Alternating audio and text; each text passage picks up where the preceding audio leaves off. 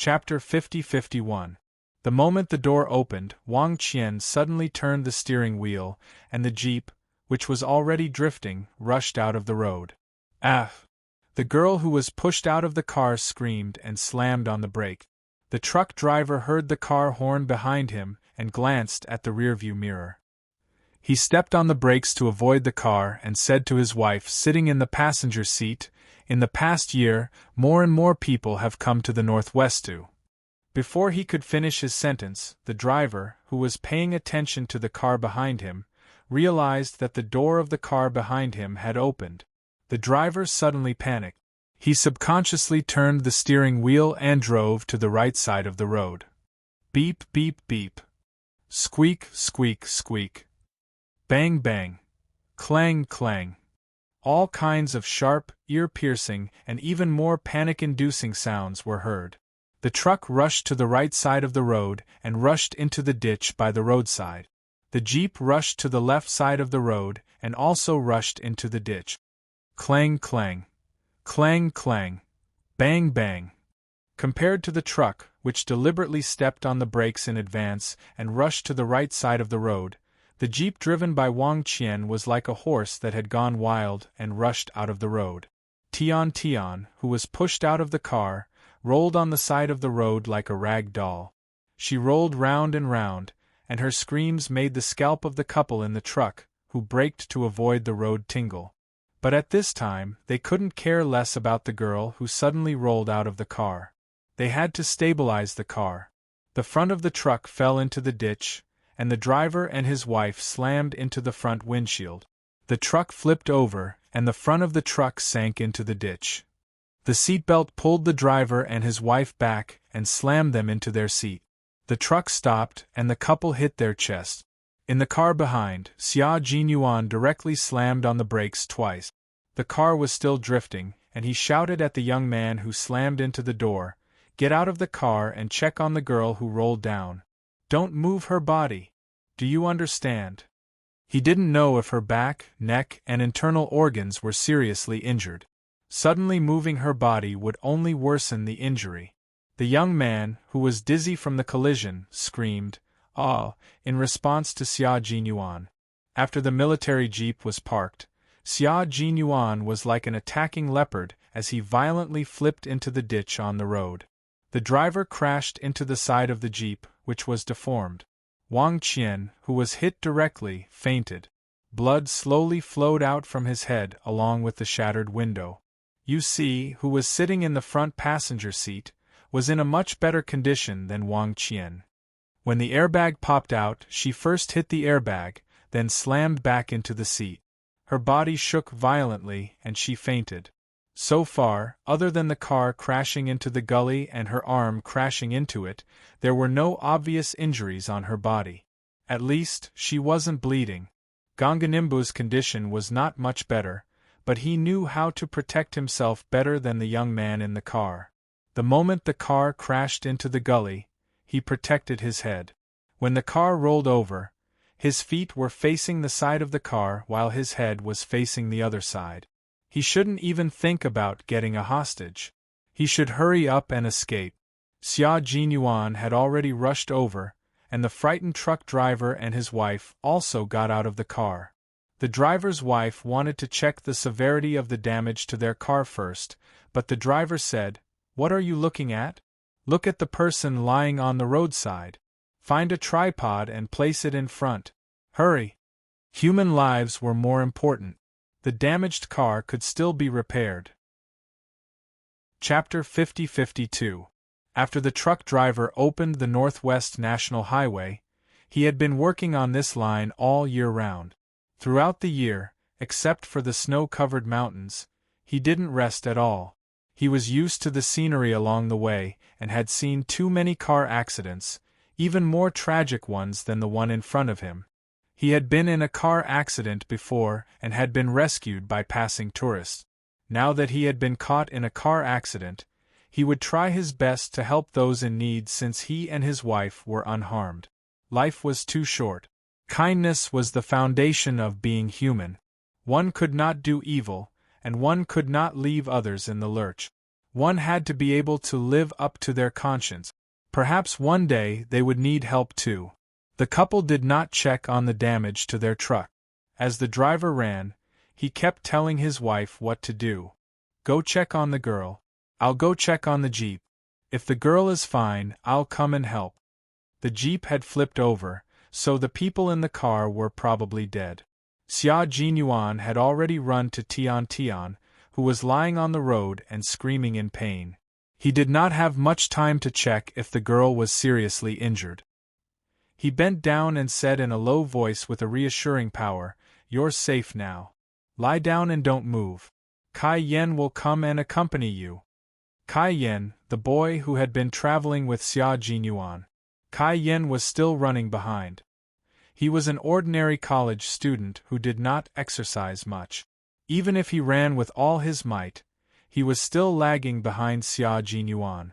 Tian Tian, who had fallen from the car, felt pain all over her body. Her internal organs felt like they were on fire. She seemed to hear someone whispering something in her ear.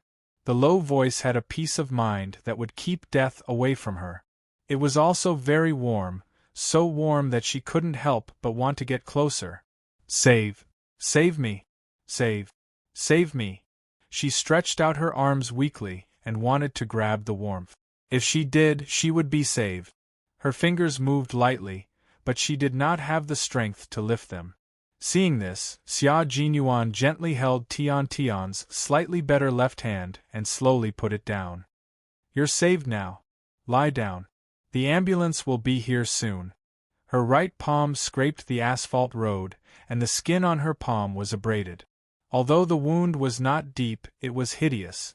As he spoke, Xia Jinyuan saw the girl's lips trembling slightly. She seemed to be very cold. He quickly took off his jacket and covered Tian Tian's body. "Tian Tian! Tian Tian!" Kai Yen, who was running with all his might, saw the person who had rolled out of the car. His face was as pale as a sheet. He stumbled a few steps and fell with a thud. Xia Jinyuan got up and left him to Kai Yen. Her lips moved. She wanted to speak loudly to make him stay. The warmth of despair was like a drowning person finding a piece of driftwood, or a lost person in the desert finding a source of water. Her forehead was grazed, and blood flowed down her heavy eyelids. Tian Tian wanted to open her eyes to see who it was, but her eyelids were too heavy, so heavy that her vision was hazy. "Don't move. Don't move." The driver's wife came over and said anxiously. Kai Yen crawled and rolled over. His voice was trembling. "Tian Tian, Tian Tian. Don't sleep. Open your eyes." Chapter 50-53. Seeing his friend's clothes torn, face covered in blood, and eyes still closed, Kai Yen was so scared that he thought she was dead. It wasn't until Tian Tian responded in a low voice that Kai Yen realized she was still alive. "Still alive, you're still alive." He cried and laughed at the same time, remembering Xia Jinyuan's warning not to move Tian Tian. On the other side, Gongningbo endured the pain and tried to pull out his leg that was stuck in the deformed car door. He was cruel to others, but he was also cruel to himself. He knew that if he didn't escape now, he wouldn't have another chance. Even if his left leg was injured again, he didn't care. The car was flipped on its left side, and even the left accelerator was damaged. The full tank of gasoline flowed out like water, and the smell of gasoline in the car was getting stronger. Gongan Ningbu, who had yet to pull his legs out from the ground, seemed to have caught something in his hands. Just as he was about to throw it away, he realized that it was a lighter. A lighter! He needed to start a fire to escape into the Gobi Desert. At a time like this, Gongningbo's mind was very clear, and he knew exactly what he needed to do next. Before he could escape from the car, he saw a figure standing in front of the car. Gongningbo gripped the lighter in his hand tightly and looked at his leg that was still stuck in the car. His eyes flashed fiercely. He had to think of a way. He had to think of a good way. First of all, he couldn't let the guy outside find out that his leg was stuck in the car. Xia Jinyuan, who rushed over, saw a large oil leak and black engine oil spilled everywhere. He quickly scanned the car and didn't see any smoke. Only then did he relax a little. He rushed to the front of the car. Through the cracked windshield, he could feel a fierce gaze staring at him from inside the car. The hostage was still in the car, and so was the criminal. Xia Jinyuan didn't choose to arrest the criminal immediately. Instead, he rescued the hostage first. The car was flipped on its left side, and the right wheel was hanging in the air. Even though Xia Jinyuan was tall enough, he couldn't directly open the door of the right passenger seat. He could only choose to climb in from the front and open the door. Wang Qian intentionally let Yu Si, who was in the front passenger seat, escape. The moment he rushed out, he used the central control to open the 4-car windows.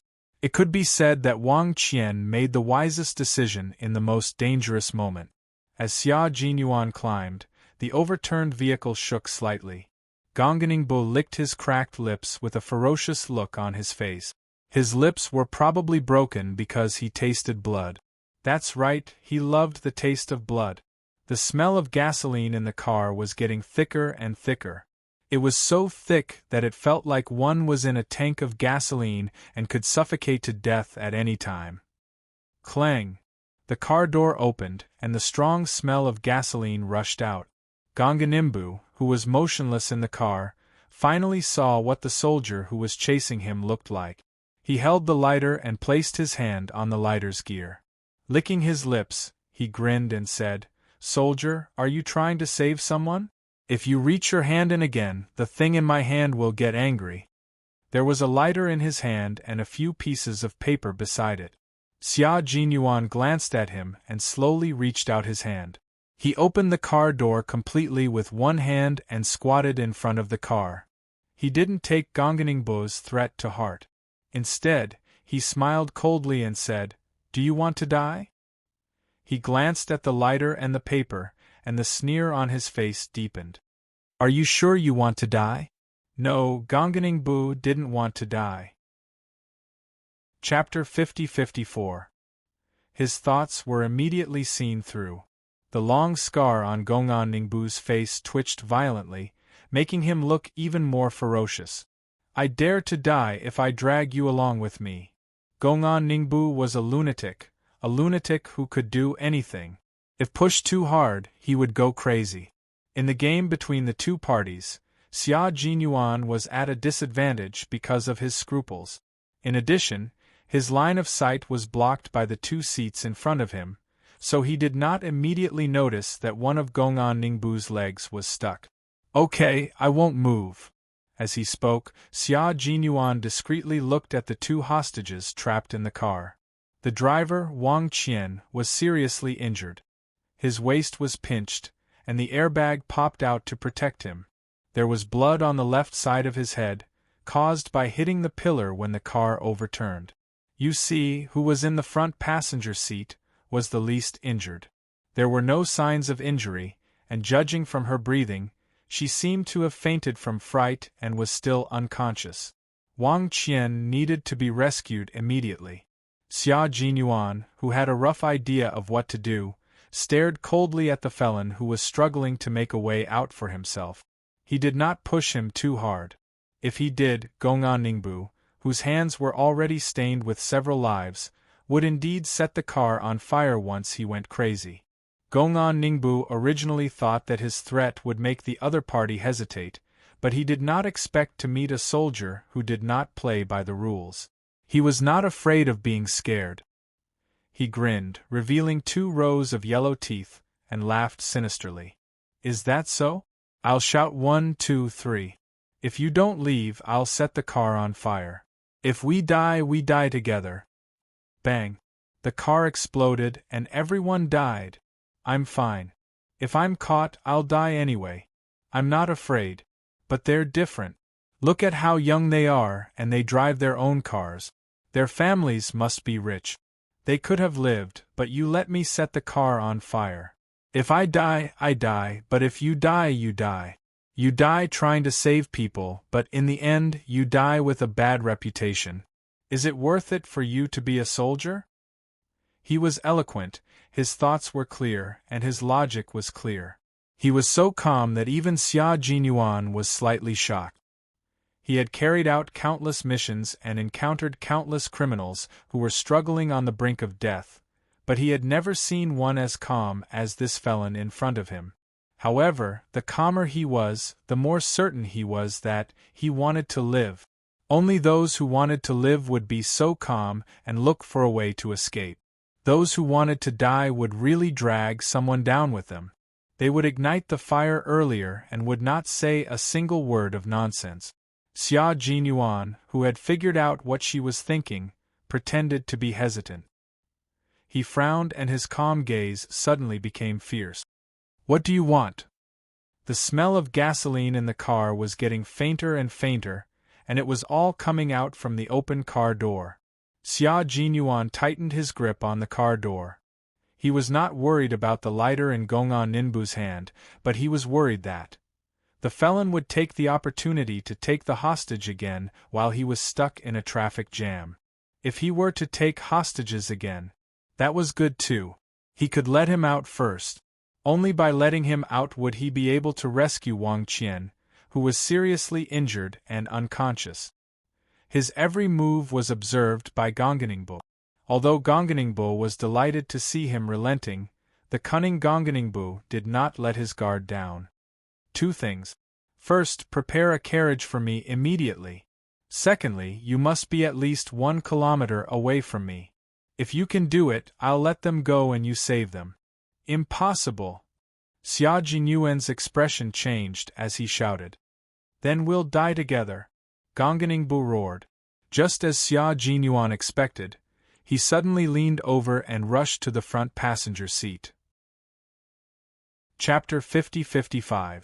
Xia Jinyuan was blocked by the car door and had no way to rescue Yusi in time. A very thin and sharp piece of paper was pressed against Yusi's neck. Xia Jinyuan was in the way of the car door and had no way to rescue Yusi. His leg also broke free from the crack the moment he rushed out with brute force. The pain was so excruciating that his legs trembled violently. "I'll give you 5 minutes. If you don't arrange it for me, I'll kill her. I'll kill her!" Gongan Ningbo roared with bloodshot eyes. There was a hint of smugness in his eyes. Set the car on fire? No, he wouldn't. He didn't want to die. He had always wanted a hostage. Yusi, who had fainted, suddenly opened her eyes. Her eyes were open, but she was still in a daze. She only remembered what had happened to her when she heard a fierce and cold laughter. "Ah!" she screamed. Before she could finish speaking, her neck was cut painfully. "Scream again and I'll kill you." The fierce voice stopped Yusi's scream. Xia Jinyuan gently closed his eyes. His voice was full of energy, so there shouldn't be any major problems. Gongan Ningbo was already laughing wildly. Did you see that? Even God was on his side. So what if he was a powerful soldier? The hostage was in the car. Although he didn't believe that he would set the car on fire, he had scruples. As long as he had scruples, he would have a chance to escape. Xia Jinyuan glanced at him coldly.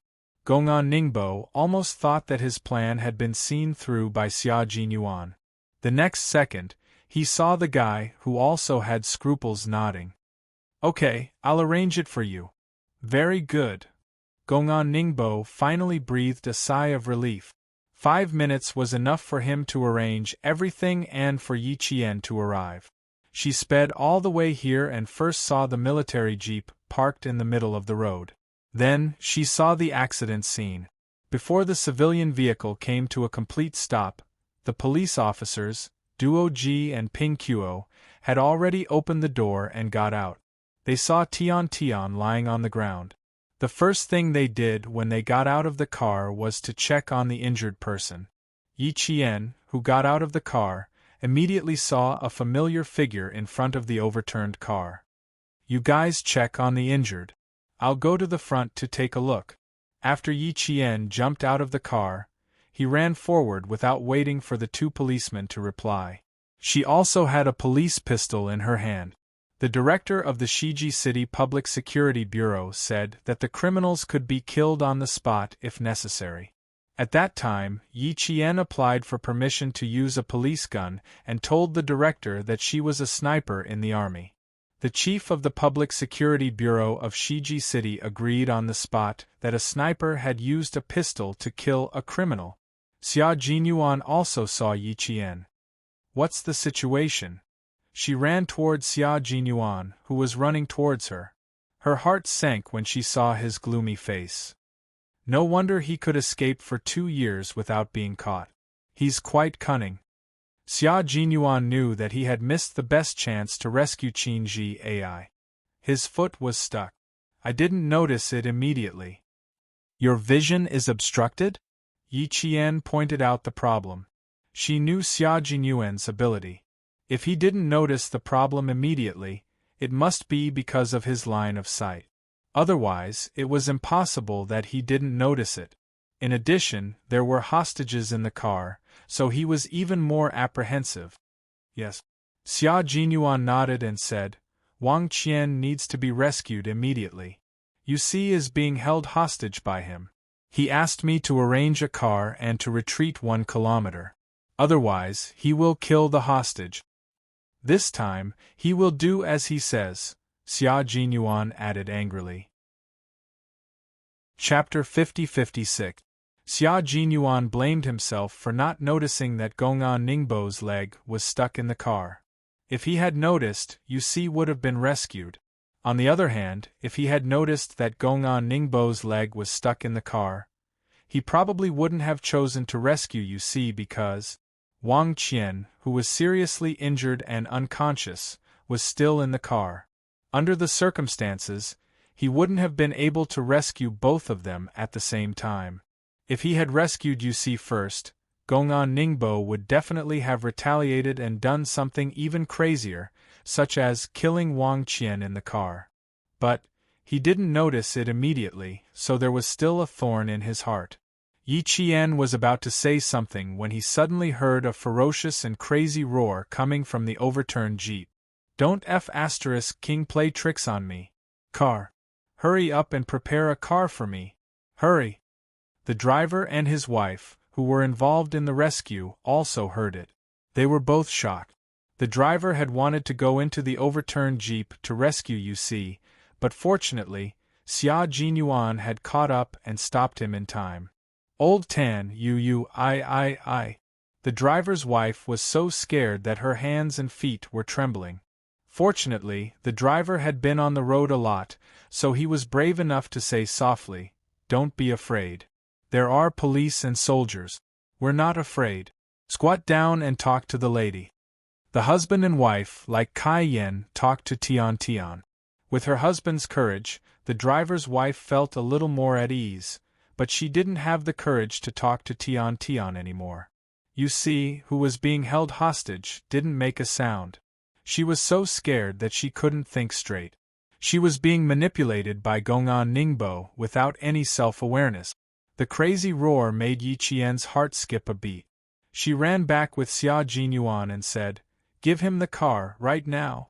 He should get him out of the car first." Xia Jinyuan, who felt a stab in his heart, had a cold look on his face. Even the surrounding atmosphere became a little oppressive.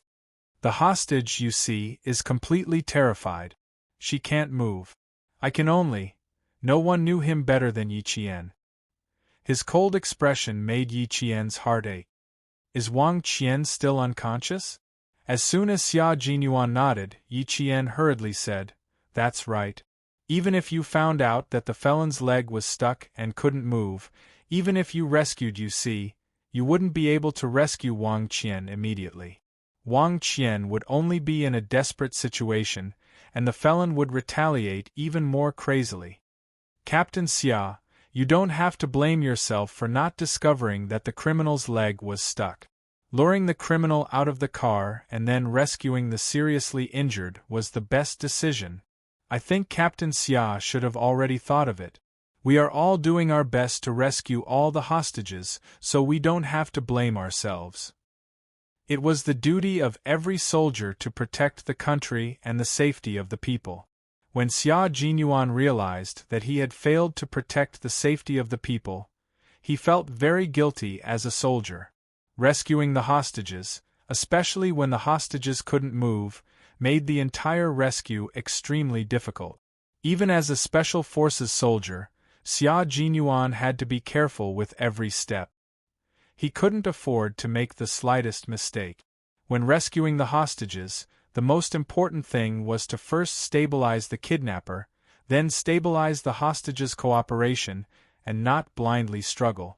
Only then could the rescue plan be carried out. Before Yi Qian and the two policemen arrived, Xia Jinyuan was in control of the entire situation, including holding back the driver who wanted to help. It wasn't easy to quickly stabilize the situation by himself. Chapter 50-57. Xia Jinyuan heaved a sigh of relief. He understood what she said and calmly made arrangements without being disturbed. The criminal hasn't seen you yet. You'll be in the dark and I'll be in the light. I'll drive and cover you.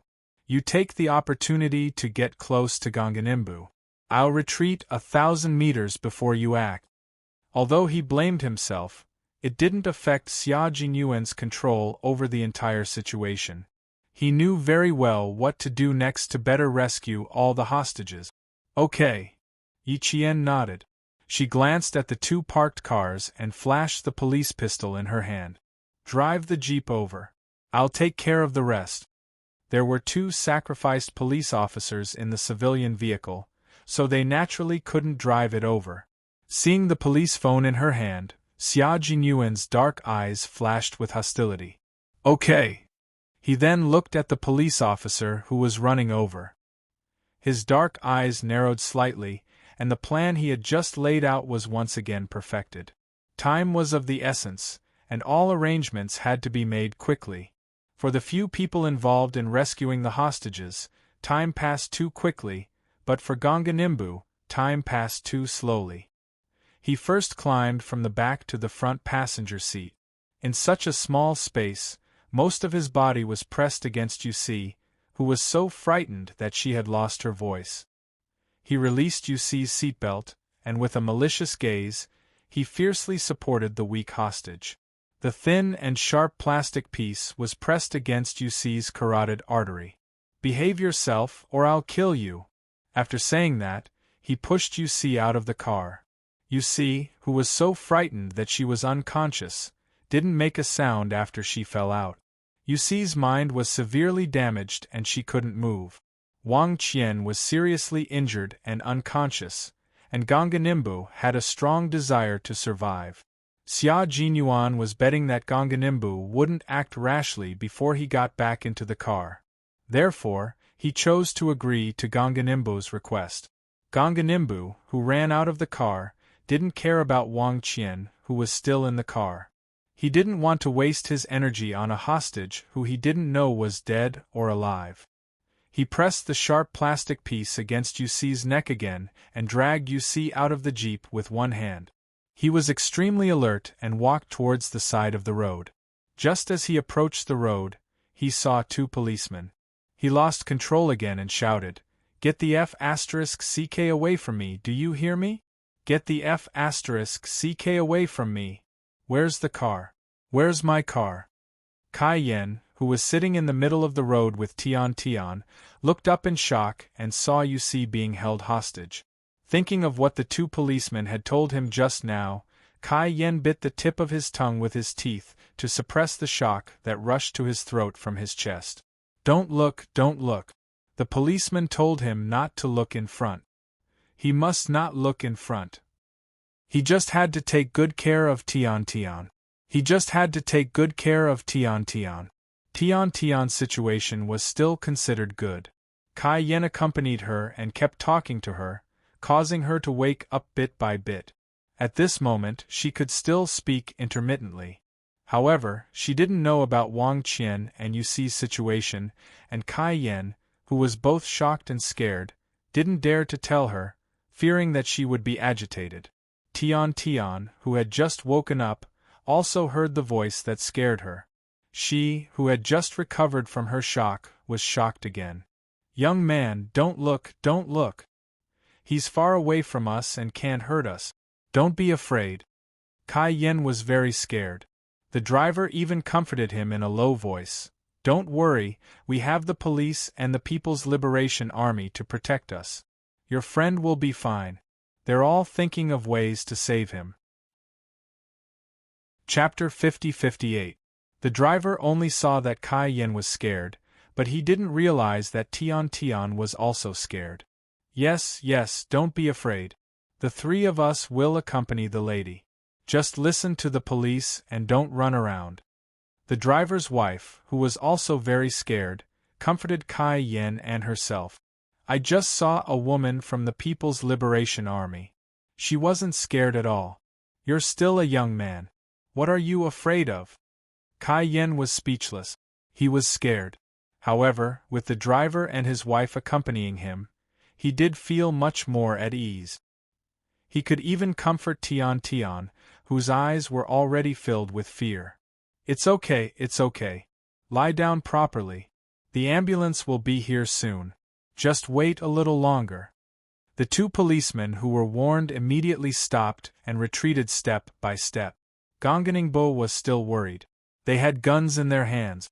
They would only be safe if they were far enough away that they couldn't see them. He shouted at them, back off. Don't let me see you. Xia Jinyuan started the car. The sound of the engine attracted Gongningbo's attention. In the gully on the left side of the road, which was the side where the jeep had overturned, Yi Qian, who had already started moving, tensed her waist and sped up. She chose to shoot blindly from Gongningbo's line of sight. She needed to kill the felon with one shot. The police phone was a Type 92 9mm pistol with a magazine capacity of 15 rounds. The moment Yi Qian got the phone, she was very glad that only Ping Tso and Duo Ji had guns. The two policemen who died didn't have guns. The jeep was about to overturn. Yi Qian quickly went around the front of the jeep. When she went around, she glanced at the front windshield that was cracked like a spiderweb. Among the fragments, she vaguely saw a motionless figure lying sideways by the completely deformed left door. That was Wang Qian. Yi Qian tightened her grip on the gun in her hand. With a fierce look in her eyes, she rushed out of the front of the car. Xia Jinyuan, who was in the open, had already stopped the jeep. He jumped out of the car and shook the car keys in his hand. He looked over Gongningbo's shoulder without leaving a trace and saw Yi Qian holding the gun. When Gongningbo saw the car keys dangling in the air, his ferocious face tightened his gaze, not daring to relax at all. Put the car keys. As soon as he opened his mouth, his beastly instinct for danger seemed to have sensed something, and he slashed at Yu Ci's neck with his weapon. Bang! The gunshot rang out before he could react. Before he could finish cutting his throat, a bullet pierced through the back of his head with the scent of death. At a certain distance, the bullet penetrated his hard skull and stopped in his brain. Blood did not flow out immediately. The moment the two policemen who had retreated far away heard the gunshot, they dashed over. You got it. He should have succeeded. Regardless of the distance, the snipers in the army should be able to kill a serious criminal with one shot. Two policemen dashed over. Xia Jinyuan leaped up and raised his leg to kick Gongningbo, who had yet to fall to the ground. From the shooting to the kick, everything happened in the blink of an eye. The confrontation that lasted for nearly half an hour ended with the death of a serious criminal. Gongningbo, who was kicked to the ground, had his eyes wide open even before he died. There was a touch of horror in his ferocious expression that could not be erased. Sensing the danger behind him, Gongningbo, who had a strong desire to live, felt afraid. The horror of being crushed by an avalanche rose directly from the bottom of his heart. He sensed it, but it was too late. Before he died, he even heard the gunshot behind him. Chapter 50-59. Gunshot, who fired the shot? With shock, unwillingness, and struggle, Gongningbo, who did not even know who shot him, fell headfirst into the wide gully behind him. His head hit the rocks in the gully, and his blood mixed with something white finally flowed out, meandering into the crevices and staining the white sand on the ground. His hands were full of evil, and the kindness in his heart had long been devoured by evil. The felon who killed thousands of Tibetan antelopes, brutally killed 3 volunteers, and a police officer was finally shot dead. The blood he shed was stained with evil, and it was a blasphemy to the earth. Xia Jinyuan held Yu Si, whose eyes were blank. Even the gunshot did not pull her back. She slid down Xia Jinyuan's arm with a blank expression. Xia Jinyuan let her sit down and shouted at Kai Yen, who was still talking to Tian Tian. Kai Yen? Kai Yen. Xia Jinyuan was worried that the rescued hostage would be scared out of her wit. There had been such cases before. The moment the gunshot rang out, Kai Yen was so scared that his body trembled violently, like a bird startled by the twang of a bow. When he heard Brother Bing, who had brought him here, calling for him, he scrambled over. Yi Qian, who had put away her pistol, ran over and took Yu Si from Xia Jinyuan's arms. The crisis was resolved. She was more suitable to take care of Yu Si than Xia Jinyuan. "I'll go save Wang Qian." Xia Jinyuan withdrew his arm and quickly got up. 2 policemen ran over.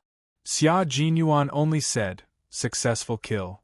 The 2 of them did not check and quickly approached the overturned jeep. The driver looked carefully. Seeing this, he patted his chest and said to his wife, "I'll go over and help. You stay with Mississippi, Old Tan." Her husband wanted to go over again. As his wife, she was a little reluctant. Who knew if something would happen again? "It's okay. They need help." The driver ran over. What could happen? There were policemen and soldiers. There was nothing to be afraid of. Also, the one who fired the shot just now was that female soldier. She was so brave. She even dared to shoot. The criminal should have been shot by her. She deserved it. This kind of person should be killed and left alive to not harm others. The bold driver even pulled Kai Yen, whose legs were so weak that he couldn't run anymore, to Yi Qian's side. He even looked at Yi Qian curiously. Out of the corner of his eye, he suddenly saw the guy lying in the ditch. Blood was flowing all over the ground.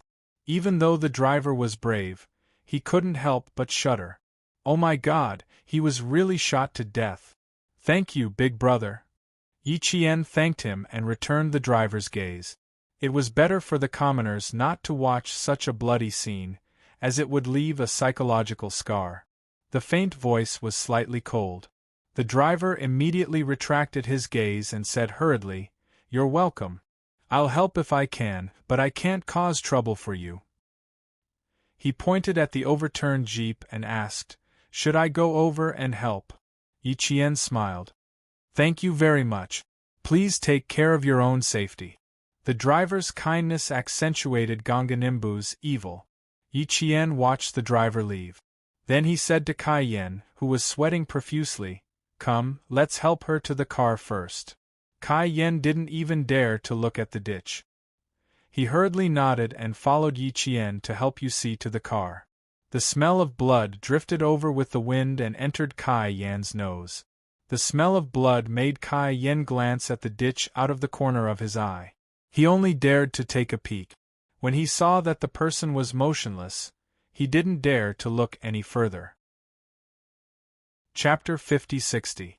Yi Qian saw all of Kai Yan's little movements. It was normal for boys to be curious. Now that the criminal who had traumatized them had been shot dead, they should feel better after taking a look. Yi Qian thought. Kai Yen, who only dared to take a glance, chanted Amitabha in his heart. He was really King dead. Blood was flowing from the back of his head. He must have been. He glanced at the female soldier who was helping Yu Si to the left. "Ah, she's so pretty." At this moment, Kai Yan's eyes lit up when he looked at Yi Jian, but he quickly withdrew his gaze. She had blasted the fugitive's head into pieces so beautifully. Thinking about it, he was quite scared. If it were him, he wouldn't have dared to blow up the criminal's head even if he had a gun. That's not right. He was just an ordinary citizen. How could he blow up someone's head? Soldiers couldn't either. It was a special situation. Yusi was helped into the car and sat down. Kai Yen saw that she didn't have any other injuries besides her clothes being stained with dust and a scratch on her forehead. The tension in his heart eased a little. He looked at the female soldier who was holding a military water bottle and pouring water to wet her hands. He hesitated for a moment before saying, "Sis, was she too scared?" Yi Qian wanted to splash cold water on Yusi's face to stimulate her to come back to her senses. He nodded. Yes, she was too scared. She needs to wake up.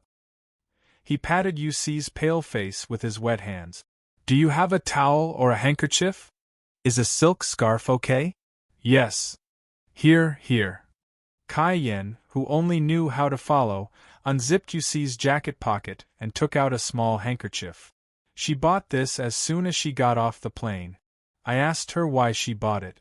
She said she bought it first and that it would come in handy sooner or later.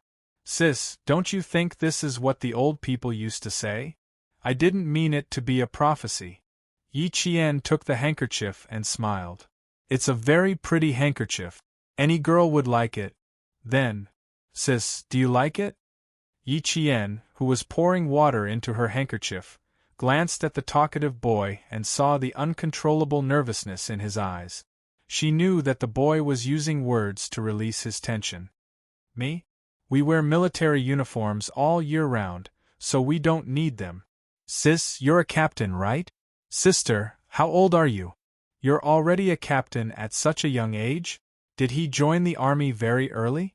Joining the army at the age of 18? That's not right. Some of my parents joined the army too. I heard that they even made contributions. I didn't see him as an officer when he came back to visit his family. Kai Yen was originally an outgoing and talkative boy. In addition, his family background was good and he was generous.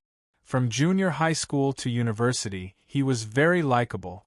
In addition, he was also quite handsome. He was eloquent and knew how to make girls happy, so girls liked him even more. However, Yi Qian always had a headache when it came to guys who talked too much to her. If it weren't for the special circumstances and the fear in Kai Yan's eyes, she would have really left without keeping him company. 22 years old. Joining the army is considered early. After answering the question, Yi Qian used the wet handkerchief to gently wipe Yusi's cheek. Kai Yen, who was beside her, exclaimed, 22 years old. You're the same age as me. I'm also 22 years old. Then I still have to call you sis. What a waste, what a waste. Joining the army is considered early. Did you join the army after graduating from high school? Why did you think of joining the army? But I heard that it's very difficult for female soldiers to be selected. You're quite lucky. Yi Qian sighed softly in her heart and turned to look at him seriously. Yusi hasn't woken up yet. You should talk to her more. It would have been fine if he had asked other questions, but he just had to ask questions that she couldn't answer. Chapter 50-61. Kai Yen blinked and said, Oh, okay, I thought she was fine, so I just wanted to talk to you. Kai Yen immediately forgot what he had just asked and kept talking to Yusi like he did with Tian Tian. He even patted Yusi's face from time to time. 1 inch came from the side of the road. As Wang Qian's lower body was stuck in the car, they couldn't rescue him directly. After a short discussion, the two policemen from Xia Jinyuan decided to put the overturned jeep on its side. Another 2 trucks and a private car passed by. When the drivers saw the car accident, they thought it was a collision between 2 vehicles and stopped to rescue Wang Qian. The rescue team of 4 became a rescue team of 11 people. In order to prevent the vehicle from vibrating and causing a second injury to Wang Qian, Xia Jinyuan requisitioned the sloping wooden pedal that was used to unload the truck and stuck it on the side that was suspended in the air. Then, he tied it with 2 thick hemp ropes and shouted, 1, 2, 1 to push it. The sloping wooden pedal on the side, that was suspended in the air, was pulled down by the 4 enthusiastic drivers every time the vehicle was pushed down. With the cooperation of 8 people, and the continuous guidance of 3 people on both sides, the overturned vehicle was slowly moved down bit by bit. Although the vehicle shook, it wouldn't cause a second injury to Wang Qian. Everyone was working hard to rescue Wang Qian. With Xia Jinyuan around, Yi Qian only needed to take care of Yusi. As for the dead felon, Gong'an Ningbo, he was covered with an old blanket. The police officers had put it in the car to keep out the cold when they were out on a mission overnight. They didn't want to scare the enthusiastic drivers and passengers who participated in the rescue. The people who participated in the rescue actually saw it, but they didn't know that the person lying on the ground was a dead felon. They thought he was an unlucky person who died in a car accident. When the overturned jeep was put on its side, Yusi finally came back to her senses. She blinked a few times, and her eyes slowly regained their focus. Then, her lips began to tremble violently, and her body and hands began to tremble as well. Yi Qian was afraid that she would bite her tongue in her trembling, so he immediately stuffed a wet patch into Yusi's mouth. Raising his voice slightly, he said gently, Yusi, don't be afraid. Don't be afraid. You're safe now. Do you understand? You are very safe now. Look, Kai Yen is with you. Kai Yen immediately understood what Yi Qian meant. He held Yusi's trembling hand tightly and said loudly, Kai Yen, we've all been saved. Wang Qian, Tian, and I are all fine. Hurry up and say something to me. We are all saved. We are all fine. Really? Did you see that? That's the People's Liberation Army. Haven't you always wanted to find a soldier to be your boyfriend? Let me tell you, you don't even need me to introduce you. There's already one outside. Yi Qian didn't know whether to laugh or cry. There was still time to paint Captain Xia's face. Damn handsome. He's even more handsome than the most handsome kid in our school. Really, I'm not lying to you. He's even more handsome than a celebrity. He's tall and handsome. You'll definitely like him when you see him. He's really a handsome soldier, a military officer, a lieutenant colonel. If you don't look now, you won't have a chance anymore. Tian will snatch him away. Yi Jian didn't know if it was because of Kai Yan's familiar voice, or the fact that Kai Yan mentioned that he was a handsome soldier, or the fact that Kai Yan said that he would be snatched away by Tian, but Yi Jian saw Yusi burst into tears before throwing herself into Kai Yan's arms and crying loudly. Chapter 50-62. Kai Yan. She cried loudly and cursed loudly. You 2 bastards caused me so much trouble. I almost lost my life. Yusi's loud voice made Yi Qian feel relieved. It was fine as long as she cried. If she continued to cry and curse at the same time, it would be less of a problem. When the time came, they would send her to the hospital and let the doctor observe her and decide whether or not she should be hospitalized. After surviving the disaster, Kai Yan didn't care about the difference between men and women. He hugged Yusi, who was crying loudly, in his arms. Then, Yi Qian saw a big boy start crying. His tears fell onto Yusi's head. Yes, my 2 bastards. They're both F***king bastards. Everything is fine now. It's okay, we're fine. We've been saved. We're still sitting in a military jeep right now. Let me tell you, this jeep is really big, and there's also a satellite communication device. It's like the one you saw on TV. Do you want to take a look? There's also a very handsome officer. He's the one driving this jeep. Do you want to take a look? I guarantee you'll like it. I'll take you to take a look now. Or do you want to wash your face after you've cried enough? Yi Qian rubbed his forehead and said to Kai Yan, You stay with Yusi for now. I'll go take a look at Wang Qian. In order to wake his good friend up, Kai Yan, who had been selling Xia Jinyuan's good looks, cried and nodded. He pulled Yusi from his arms and said, Do you see that? There's a very, very beautiful soldier beside me. Captain. She's even prettier than a celebrity. You'll know that I'm not lying when you see her. There really is a very, very handsome male officer." Yi Qian, who was even prettier than a celebrity, smiled at Yu Si, who was looking up at him. "You see, you're saved now. All danger is far away from you. A car will send you back to Shiji City later. For now, you and Kai Yen should rest in the jeep." Yu Si cried until she was out of breath. Her eyes were blurred by tears, and she couldn't see clearly who was talking to her. She only knew that she was safe now. The pervert who had jumped into the car and held a knife to her throat was no longer there. Choking with sobs, she said, "Thank you," a few times and continued to pull Kai Yan's sleeve and cry. As for the handsome soldier brother, who was more handsome than a celebrity, and the beautiful soldier sister, who was more beautiful than a celebrity, she did not hear any of it. Yi Qian got out of the car and immediately joined in the rescue of Wang Qian. The jeep on the left was completely deformed and caved in from the impact. Even though the front of the jeep was on the other side of the ravine, it was now easier for them to rescue Wang Qian. Due to the remote location, the road was flat and there were no obstacles on either side.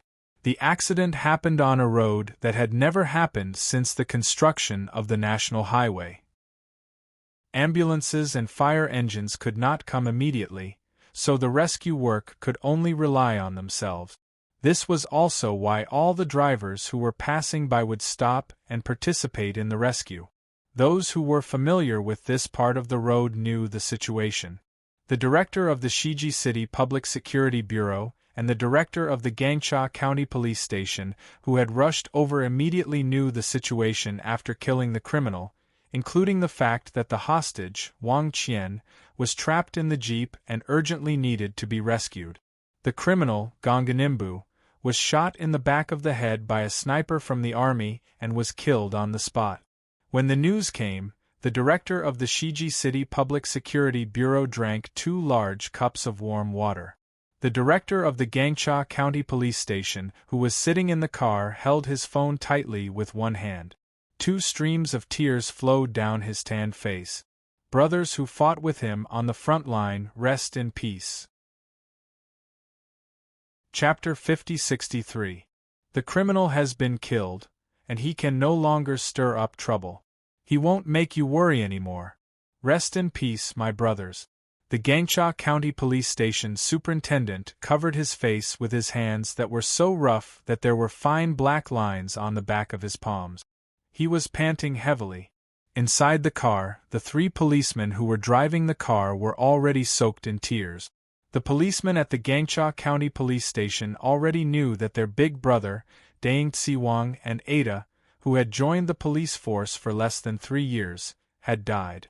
The entire police station was shrouded in grief, and everyone's faces were filled with deep sorrow.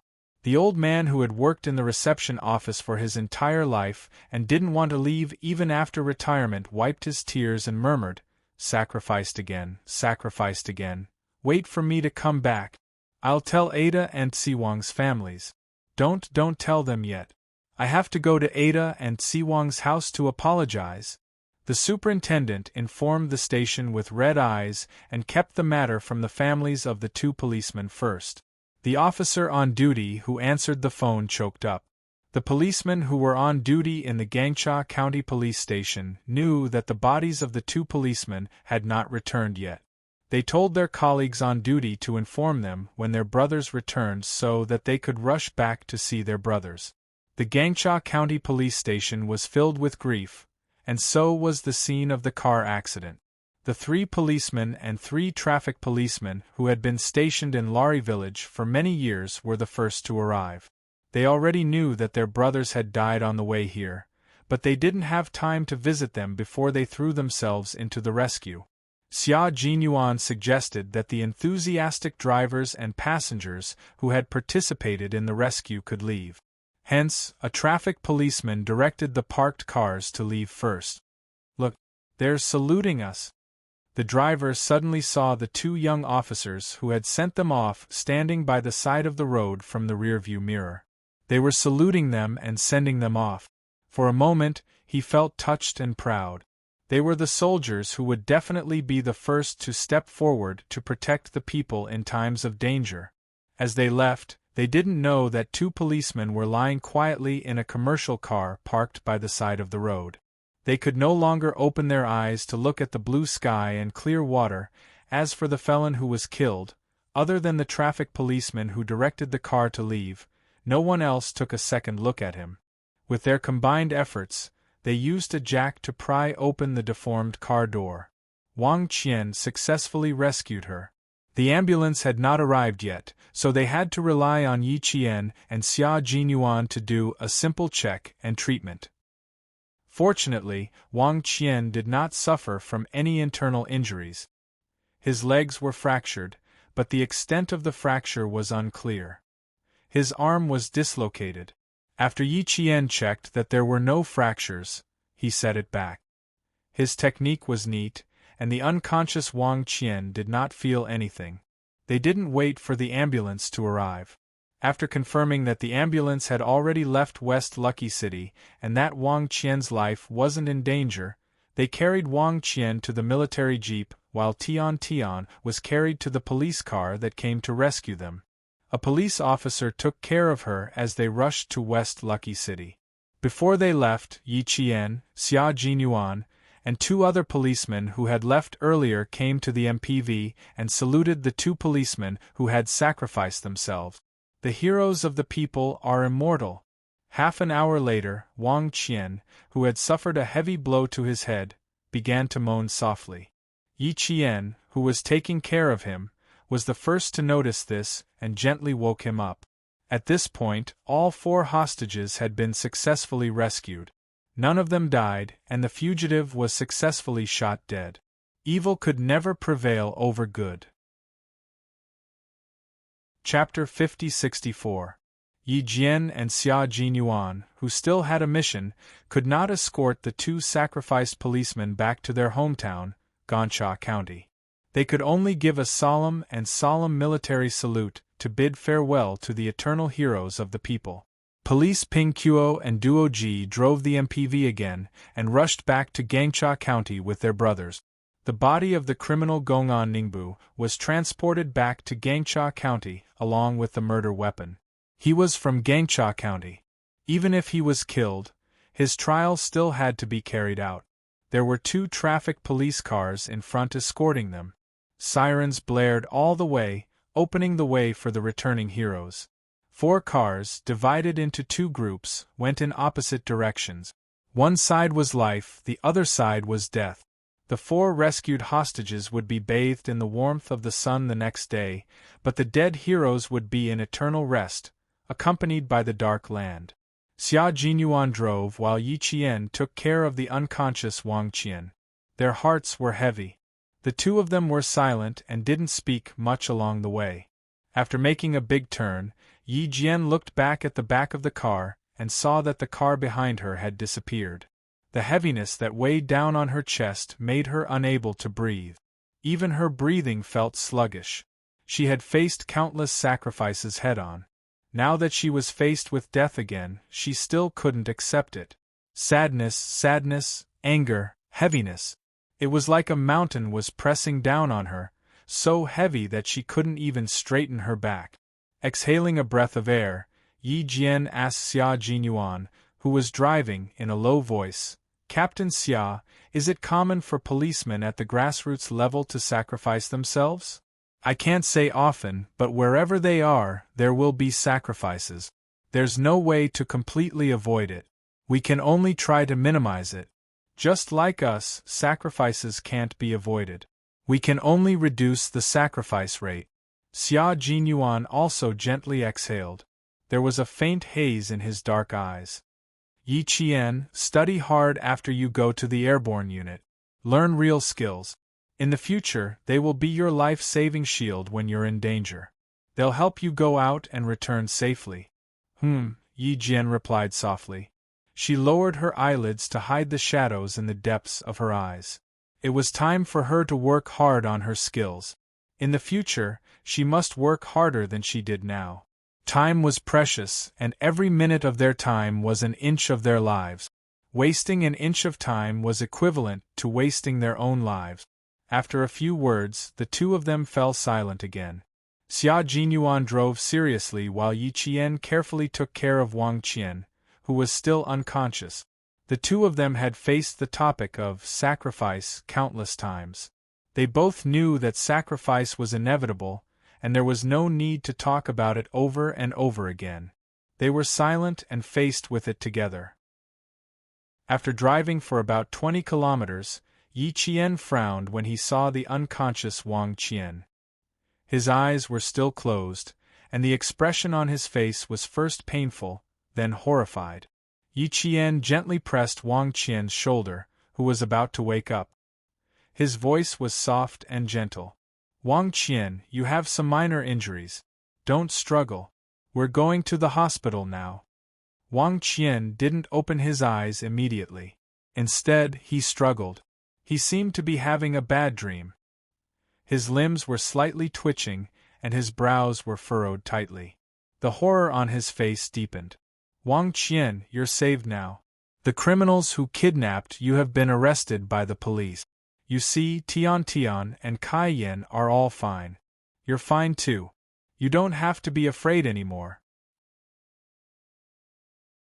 Chapter 50-65. Perhaps Yi Qian's voice had an effect, but Wang Qian, who had been struggling in pain, gasped for air and opened his eyes. He wasn't like Yusi, who had been scared out of her wits. His body felt like it had been run over by a car, but the pain and fear in his heart made him keep his eyes wide open. He stared at the unfamiliar woman's face that had appeared in his line of sight. Then, he reflexively tried to get up. "You shouldn't move around now. Lie down." Yi Qian, whose hand had never left his shoulder, smiled and said, "We're going to the hospital now. You can only move after the doctor has examined you. Also, you're fine now. You, Kai Yan, you see, and Tian are all fine." Wang Qian blinked his eyes.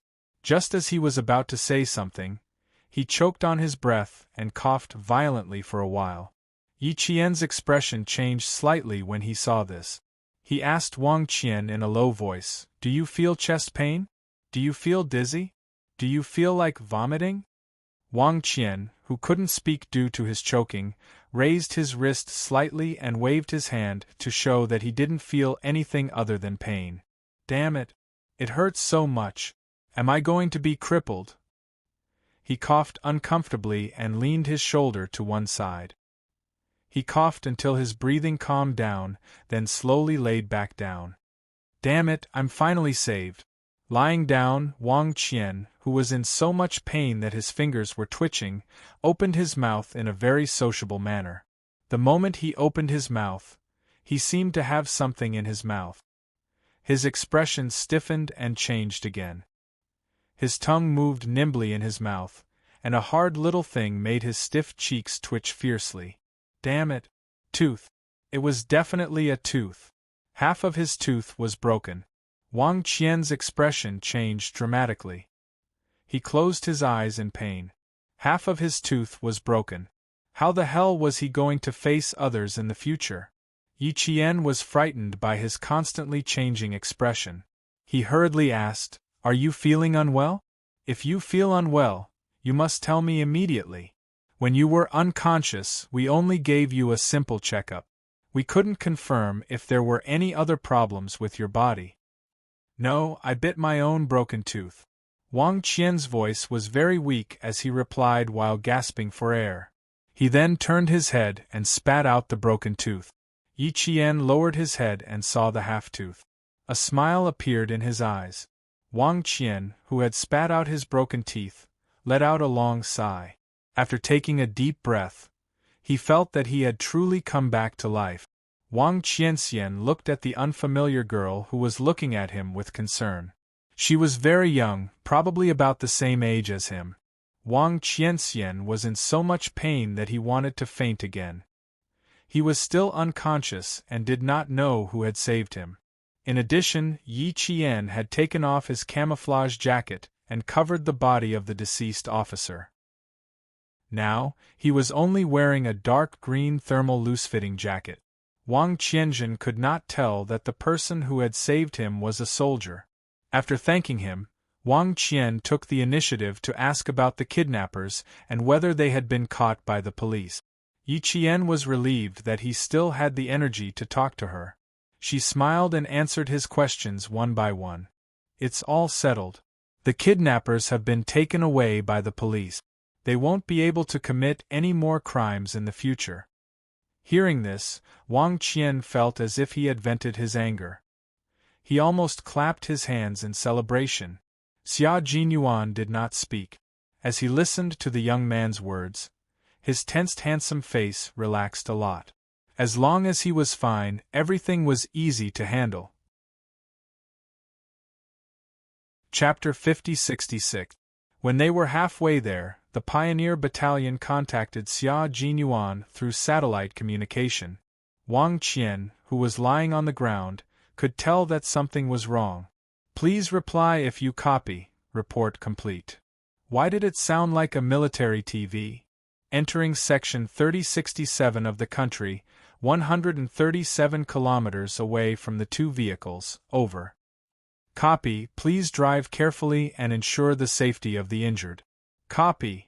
Xia Jinyuan replied. Wang Qian, who was talking to Yi Qian from time to time and even asked Yi Qian to feed him water, felt a little excited.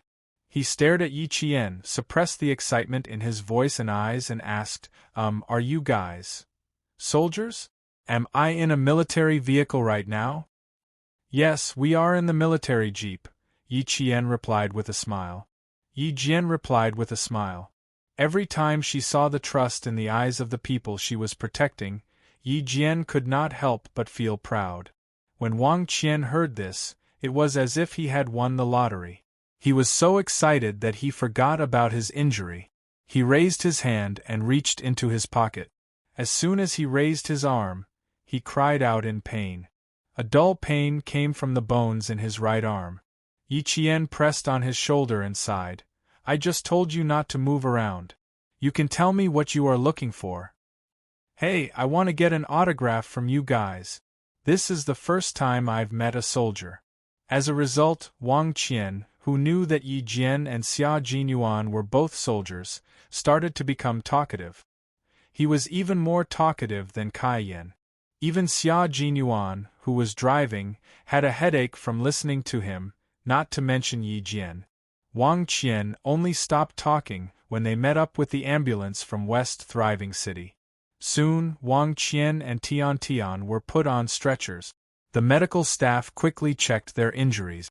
When Wang Qian was carried out of the car, he saw Xia Jinyuan standing by the car door. Even though it was just a quick glance, he immediately said, Damn, he's even more handsome than me. On the other side, Kai Yan and Yu Si got out of a car. As there were not enough cars, the two of them managed to hail a car that happened to be heading back to West Lucky City. The police officer who was protecting the two of them thanked the driver of the car.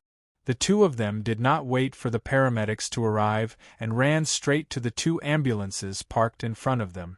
They wanted to know how their good friends Wang Qian and Tian Tian were doing. Tian Tian was asleep. She didn't even wake up when she was carried to the ambulance. Naturally, it wasn't good to wake her up. Wang Qian, who had been chatting all the way, did not sleep. He was in so much pain that the first thing he asked the medical staff was, Doctor, can you give me 2 painkillers? At this moment, a nurse was giving him an 4 drip, and a medical staff was checking his body. Kai Yan and Yu Si's appearance made Wang Qian so happy that he wanted to sit up, but he was stopped by the medical staff. Yu Si, who was pushed out of the car by Gong'an Ningbo and injured, could now run and jump. She even punched Kai Yan in front of the police officers in the car, and told the police what happened. She wanted the police to teach Kai Yan a lesson, but in the end, the two of them were scolded together. Their heads were lowered like little chicks, and they didn't even dare to breathe. When the two medical staff saw that the two of them could jump and jump, they smiled at the police officers who ran over and said, "One look and we know that they're fine. They don't even need to go to the hospital." The police officers knew that the two of them were fine when they were in the car, but they were still worried. "We still need to go and take a look." "Don't worry, she was scared out of her wits just now." They were also happy. Today was too sad, but at least the hostages were safe and sound.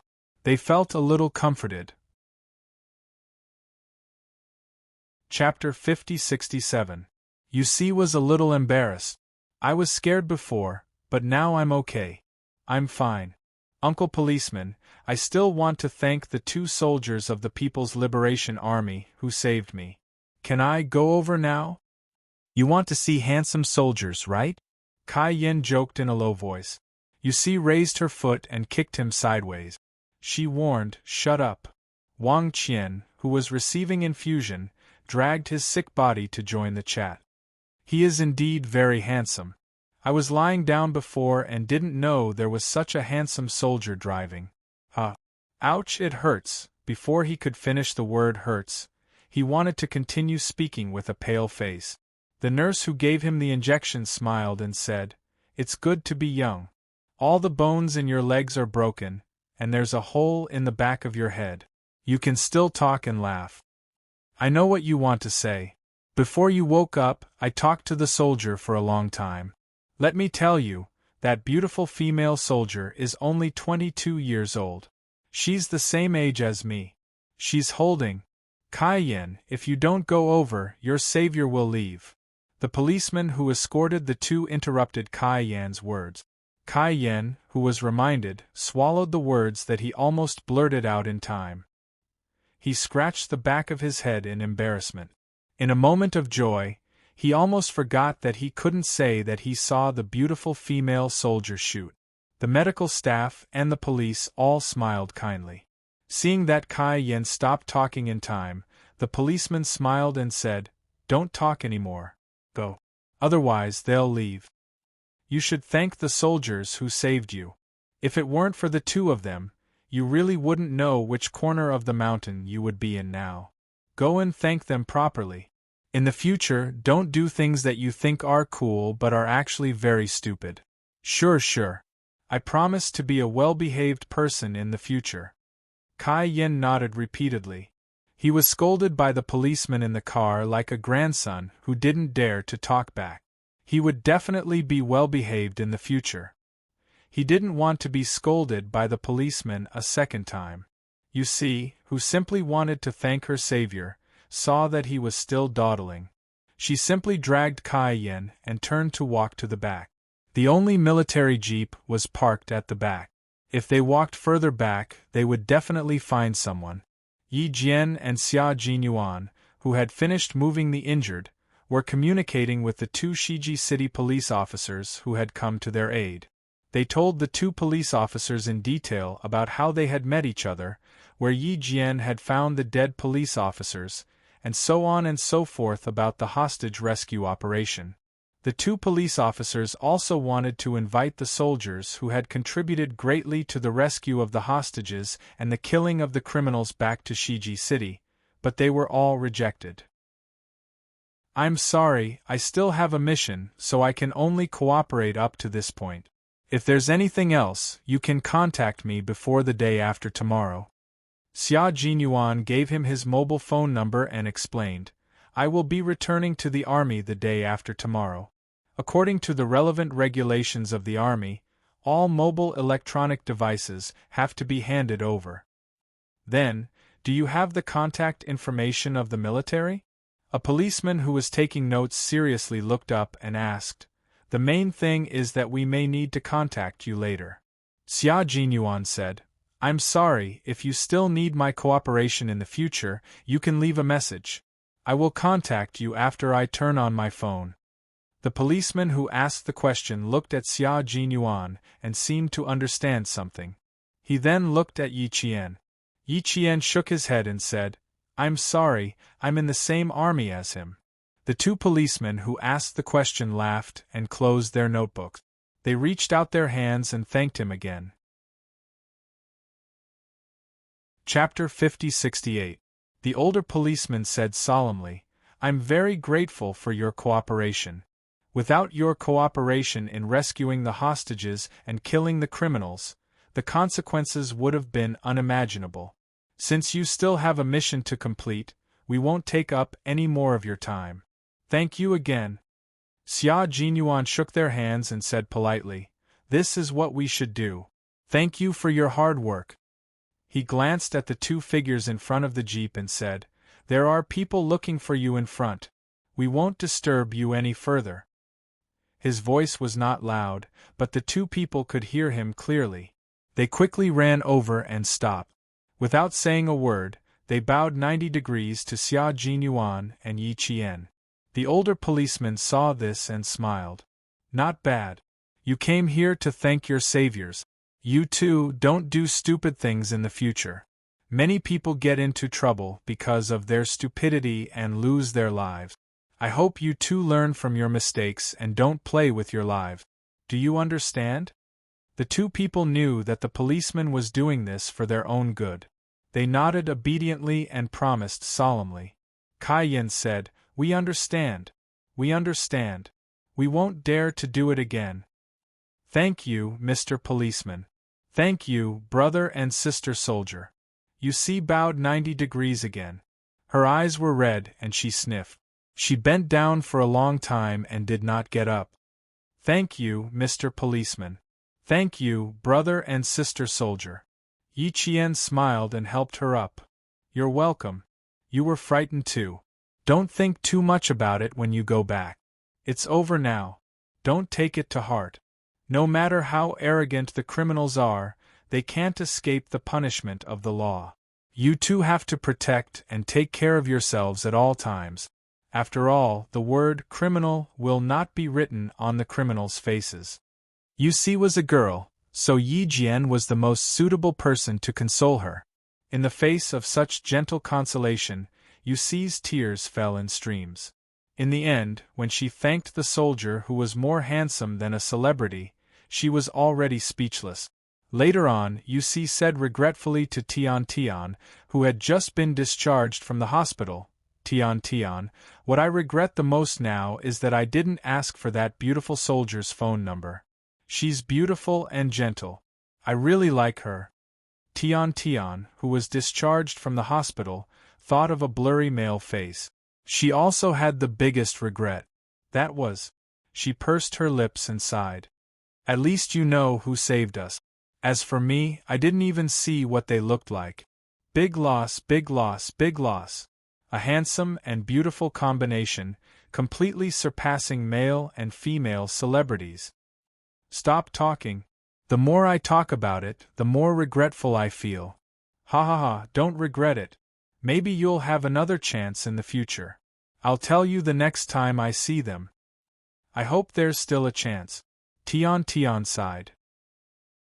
Yusi thought for a moment before replying, "There will definitely be a chance. After all, we are still alive, aren't we?" Yes, there must be a chance. As long as he was alive, there would be a chance. It had already been a month, but the two policemen who had sacrificed themselves would never have the chance. The sun was shining brightly outside. The 4 seasons of spring had arrived. The mountains were covered in greenery, and it was the time when the peach blossoms in the mountain temple were shining brightly. It was good to be alive. As long as one was alive, one could see the sun, see the flowers bloom and wilt, see the 4 seasons change. As long as one was alive, one could see the flowers of spring, the sun of summer, the fruits of autumn, and the snow of winter. It was really good to be alive. Yi Qian, who had jumped down from a height of 3,000 meters with an umbrella, felt the wind whistling in her ears. She felt the pressure on her chest, and felt her pulse racing. When the snow-white umbrella opened with a bang, she pulled on the rope and landed in the designated area. Now, she had become a paratrooper in the airborne department. Chapter 5069. After leaving the Northwest, Yi Qian did not rest at all. He did not even know the results of the female soldier assessment before he headed to a special Air Force training base.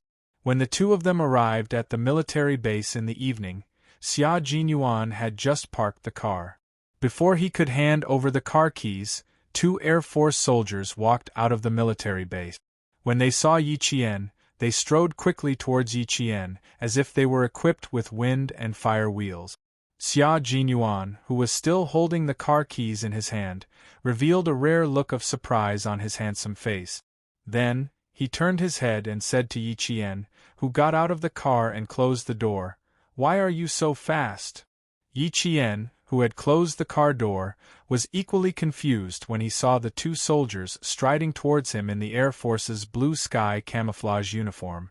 "That's right, why are they so fast?" The 2 Air Force soldiers came over and saluted the 2 of them. One of them, who had a round face and was full of energy, stood up straight and introduced himself seriously. Then, he told Yi Qian that they would be leaving in an hour by helicopter. They would be leaving in an hour. In other words, Yi Qian and Xia Jinyuan would only be together for an hour. The parting was a little sudden. Even though the 2 of them were prepared, they were still caught off guard and were reluctant to part. Fortunately, the 2 of them were calm and collected, so no one noticed anything amiss. Xia Jinyuan handed the car keys to the soldier at the military base and took Yi Qian for a walk around the military base. The military base they arrived at was located in a small county. The county was located at the bottom of a group of rolling, gray snow-capped mountains. Just by looking up, one could see the snow-capped peaks of the mountains. Although it was already spring, the temperature in the county was still a little low. One could even smell the cold smell of snow in the air. This was a very, very small county. It took 20 minutes to drive from the east to the west of the county. The 2 of them left the military depot and walked around nearby. Xia Jinyuan even brought Yi Qian to drink a bowl of mutton soup. Seeing that it was about time, he sent Yi Qian back to the military depot. They were already used to parting. After walking around, the sadness brought by the sudden separation was lessened. When Yi Qian left, Xia Jinyuan stood at the entrance of the military depot. He stood tall and straight, and there was an elegant smile on his face as he watched his lover leave. In the past, it was Yi Qian who watched him leave. Now, it was Xia Jinyuan who watched Yi Qian leave. Only the 2 of them knew how it felt. The 2 of them parted ways in this small county. Xia Jinyuan returned to the head of the chicken on the map, while Yi Qian took a taxi to the tail of the chicken on the map. It was not far from the northwest. It was in the southwest of China and was known as the roof of the world. If there were no special reasons, it would be difficult for them to see each other again in the next 2 years. In addition, the 2 of them were in special units and could not contact the outside world at any time. If one of them had the time, the other might not have the time. In other words, they might not even have the time to call each other in the next 2 years. It might even be the longest time they had lost contact since they fell in love. The last time they lost contact for the longest time was when Xia Jinyuan was lurking around Cobra. Yi Qian had entered a place in the southwest that could not even be found on the map. She had 3 days to adapt, mainly to see if she could adapt to the highland climate. When Principal Chen and Uncle Jen were still alive, Yi Qian had undergone highland climate training. After Uncle Jen passed away, Principal Chen brought Yi Qian to the highland to complete the training. During the training, they met Xia Jinyuan and helped Xia Jinyuan eliminate a foreign mercenary that had entered the country. Chapter 50-70. Because it involved the operation of the Snowfield Brigade, the training was classified as a top military secret. Now, besides Commander-in-Chief Xia, Major General Yang, and Xia Jinyuan, no one else knew. Even if Yi Qian was seconded to a certain airborne unit, he didn't disclose it. All his personal information was only known to the leaders of the airborne unit. For example, Captain Lei knew what training Yi Qian had undergone and how many military exploits he had made, but other than that, he didn't know anything. As for the military exploits he had received, Captain Lei only knew that Yi Qian had received 3 third-class exploits and 2 second-class exploits, but he didn't know the specific mission he had received. Even if they didn't know the specific reason, it was enough to shock Captain Lei and the other leaders. He was also a military school student who had received a total of 5 military exploits while still in school. One of the photos was released at last year's graduation ceremony before he was directly awarded the rank of captain. There were gunshot wounds, knife wounds, scratches, punctures, abrasions, bumps, bruises, and all sorts of other injuries. When Captain Lei and the other leaders saw the photo, they all felt a faint pain in their bodies. And at that time, how much pain must Yi Qian have been in when he was injured? How much perseverance must he have had to endure the pain until he came back alive? After seeing the photo, the other leaders who still had some complaints about the female Army Special Forces soldier didn't say anything anymore. When Yi Qian arrived, several instructors in charge of the female airborne military training came out to greet him personally to show that they valued him. During the 3-day observation period, Division Commander Sun avoided Captain Lei and the others and secretly chatted with Yi Qian for nearly 2 hours. After they finished chatting and sent off Division Commander Sun, Yi Qian rubbed his forehead for a while, asking her to hide her strength and then slowly attack the female airborne soldiers. Yi Qian felt that this was a very difficult problem to solve. At the same time, he also felt that Division Commander Sun thought too highly of her. She was an Army Special Forces soldier who ran from the Army to the airborne unit to study. Did she still need to hide her strength and then slowly attack the carefully selected female airborne soldiers? Was it possible? It was simply impossible. Did she still need to hide her strength? She was just a rookie in the airborne unit. Why would she need to hide her strength? Don't be a burden. 3 days later, Yi Qian, who was dressed in army camouflage, appeared among the 14 female soldiers who were dressed in Air Force blue sky camouflage. It was very abrupt, eye-catching, and quite repulsive. Yi Qian, who had been repelled, was about to jump down from a high altitude. The most nervous one was not her, but Captain Lei, who was observing her from the ground, as well as a few instructors in charge of the training of female paratroopers. Don't be nervous, don't be nervous. Deep breaths, deep breath. Who doesn't have a first time? After the first time, the second time will be fine. Don't be nervous. A game for the brave, a month's worth of sweat. If he didn't clear the trial, death would be his only fate.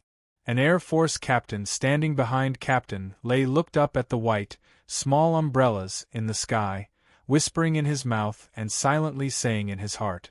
Captain Lei, who was so nervous that he almost broke his high-powered binoculars, took a deep breath and locked onto Yi Qian, who was in the 10th jump. At this moment, pure white umbrellas bloomed in the sky. The umbrellas that belonged to Yi Qian had yet to appear. Nervous, he was really nervous at this moment. He was probably no less nervous than Yi Qian, who had just completed his jump. No, it should be said that all the officers and soldiers of the ground team were very nervous, especially Yi Qian, who was jumping for the first time. In order to allow Yi Qian to successfully complete the first jump and successfully overcome the nervousness, obstacles, and fear of the first jump, after several days of weather observation, they decided to complete the jump on this sunny day with 100% high-altitude visibility.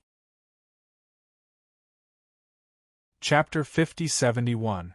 After a month of intense training, Yi Qian was going to make her first jump. Captain Lei even accompanied her before she set off, constantly cheering her on. Although, it looked like she didn't need it, as the captain, he had an obligation to take care of every soldier. Especially for Yi Qian's first skydiving, he had to keep a close eye on her and solve any problems immediately. The 9 female soldiers in front of her carried their parachutes and jumped one after another.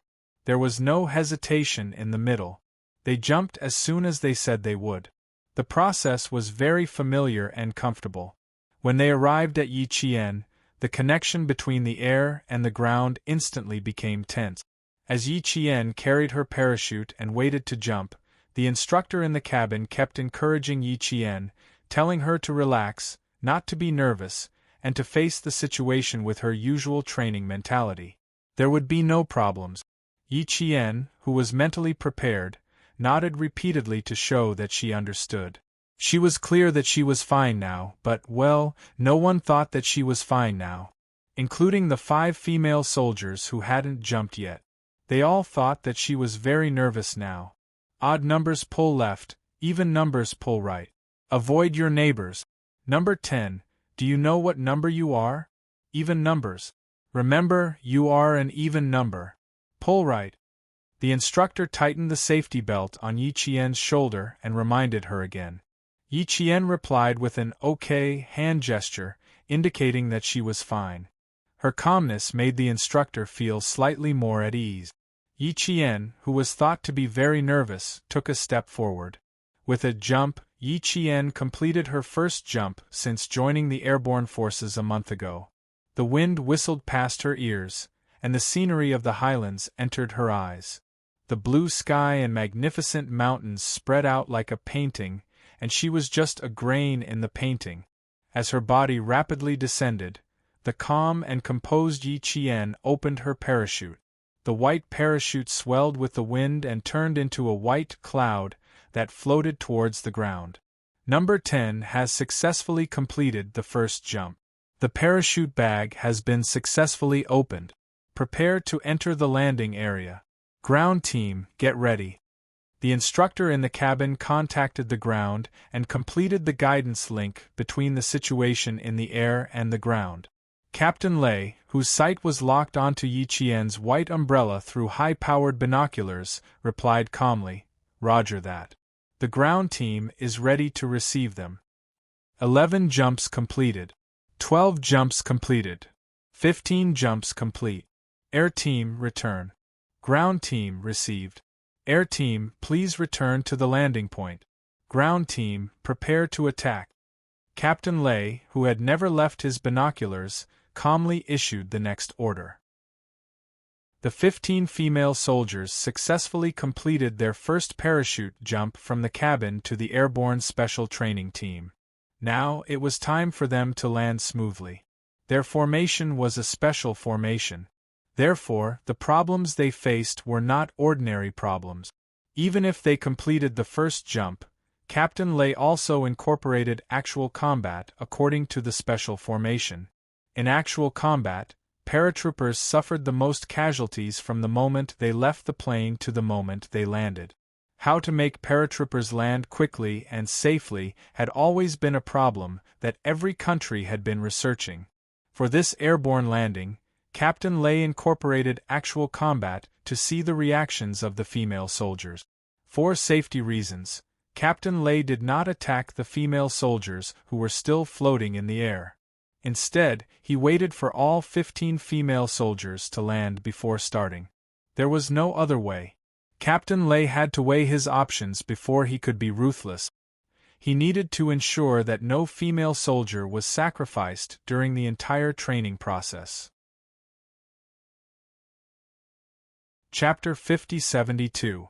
It was much harder to select female paratroopers than female Special Forces soldiers. There were very few female soldiers in the Air Force, and it was even more difficult to select female soldiers who were excellent in all aspects. Only 14 female soldiers were selected from the entire Air Division. Including Yi Qian, who was seconded from the Army, there were a total of 15 female soldiers. They could barely make up 2 ordinary classes. Before that, the division commander wanted to make up 2 enhanced classes. Ordinary classes were barely enough. Enhanced classes were out of the question. They would have to wait and see if it was possible in the future. Captain Lei didn't dare to imagine the consequences if a female soldier was accidentally sacrificed during the training. Among the 15 female soldiers, only Yi Jian had not undergone systematic airborne training and had no prior airborne experience. As for the other 14 female soldiers, 2 of them had been squad leaders of the airborne troop. Their individual abilities were quite strong, and they were also the 2 female soldiers with the strongest comprehensive ability among the 15 female soldiers. Yi Qian, who was from the army, appeared in the Army's camouflage among the 14 female soldiers in the Air Force's blue sky camouflage. She was ostracized on the first day. Captain Lei was not coordinated, so it was normal to be ostracized. You would be a burden to the class, and it was very likely that you would tarnish the reputation of the team. It was very likely that your teammates would be punished. Especially since Yi Qian was from the army, it was normal to be ostracized.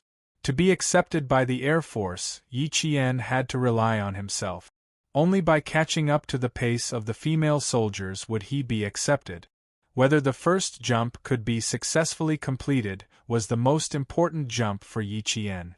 If she failed, the ostracization would be even more serious. The Air Division would also reconsider whether Yi Qian could continue the training. Captain Lei didn't know that Division Commander Kong had secretly looked for Yi Qian and asked Yi Qian to train in a low-key manner after joining the team. He wanted the female paratroopers to think that Yi Qian would be a burden from the first day. Yi Qian, who was preparing to descend, pulled the rope of her parachute and adjusted it according to the wind direction. She kept a safe distance to the left and right so that she could successfully complete the descent. She didn't focus on how to descend. Instead, she observed the ground calmly as she descended. The female Air Force who had already landed were quickly packing up their parachute. They did not know that the ground had already arranged for an actual attack. The first female soldier to jump down was a second lieutenant of the Air Force. She was also the former squad leader of the male airborne troops. She entered the airborne troops at the age of 18 and was 23 years old this year. She had made many contributions and was promoted to sergeant. She was the first to pack up her parachute. She quickly helped the second female soldier pack up her parachute and said in a low voice, "Army is the 10th jump. Let's confirm her approximate location and go over to help her pack up her parachute." "I'm not going." The second female soldier who completed her descent refused without hesitation. "We've been cooperating with her all this time. Now that we're in the first jump, do we still need to cooperate? The army should stay in the army. Why did they come to our airborne troops? They're just dragging us down. Squad leader, we should let her know the difficulties and retreat as soon as possible. Otherwise, it'll be too late to say anything when something happens." The second lieutenant, who used to be the squad leader of the male squad and was now the squad leader of the female squad, sighed softly. "There must be a reason for her to come to our squad. She usually trains very hard. Although she can't cooperate with us in some aspects, she's still from the army after all. She hasn't received any training from the airborne troop. It's already amazing that she can complete the first jump in a month. Think about it. How long did it take for you to complete the first jump after you joined the army? The fastest was 3 months. As for her, she started her first jump a month later. In the future, don't always say that she's dragging us down in front of her. Leave her some face. Chapter 5073. The class leader's words didn't have any effect. If Yi Qian was in the same military as them, they wouldn't reject him at all. If an individual's ability was a burden to the class, they wouldn't forget to help when they were targeted. But Yi Qian was in the army, so even if he helped them, it wouldn't affect them much. Since they wouldn't be working together in the future, they should leave while they still had a chance. If they really became a martyr, the ones who would suffer the most would be her family. The female soldier who had already packed her things didn't agree with the class leader and calmly retorted, "Is face more important than life? She should go back to where she belongs. All the soldiers here are worried about her safety. Class leader, she's not in the same military as us." The female soldier who completed the second jump came from the 17th Air Division, formerly known as the Air Force's 1st Brigade. The 1st Division commander was Commander Wang, who was also one of the first elite members of China's airborne troops in the 1950s. The 17th Air Division had countless achievements and was one of the best elite divisions. The female soldiers from the 17th Air Division were also outstanding among the male airborne soldiers. The 17th Air Division's tradition was survival of the fittest, so those who didn't meet the requirements were directly eliminated.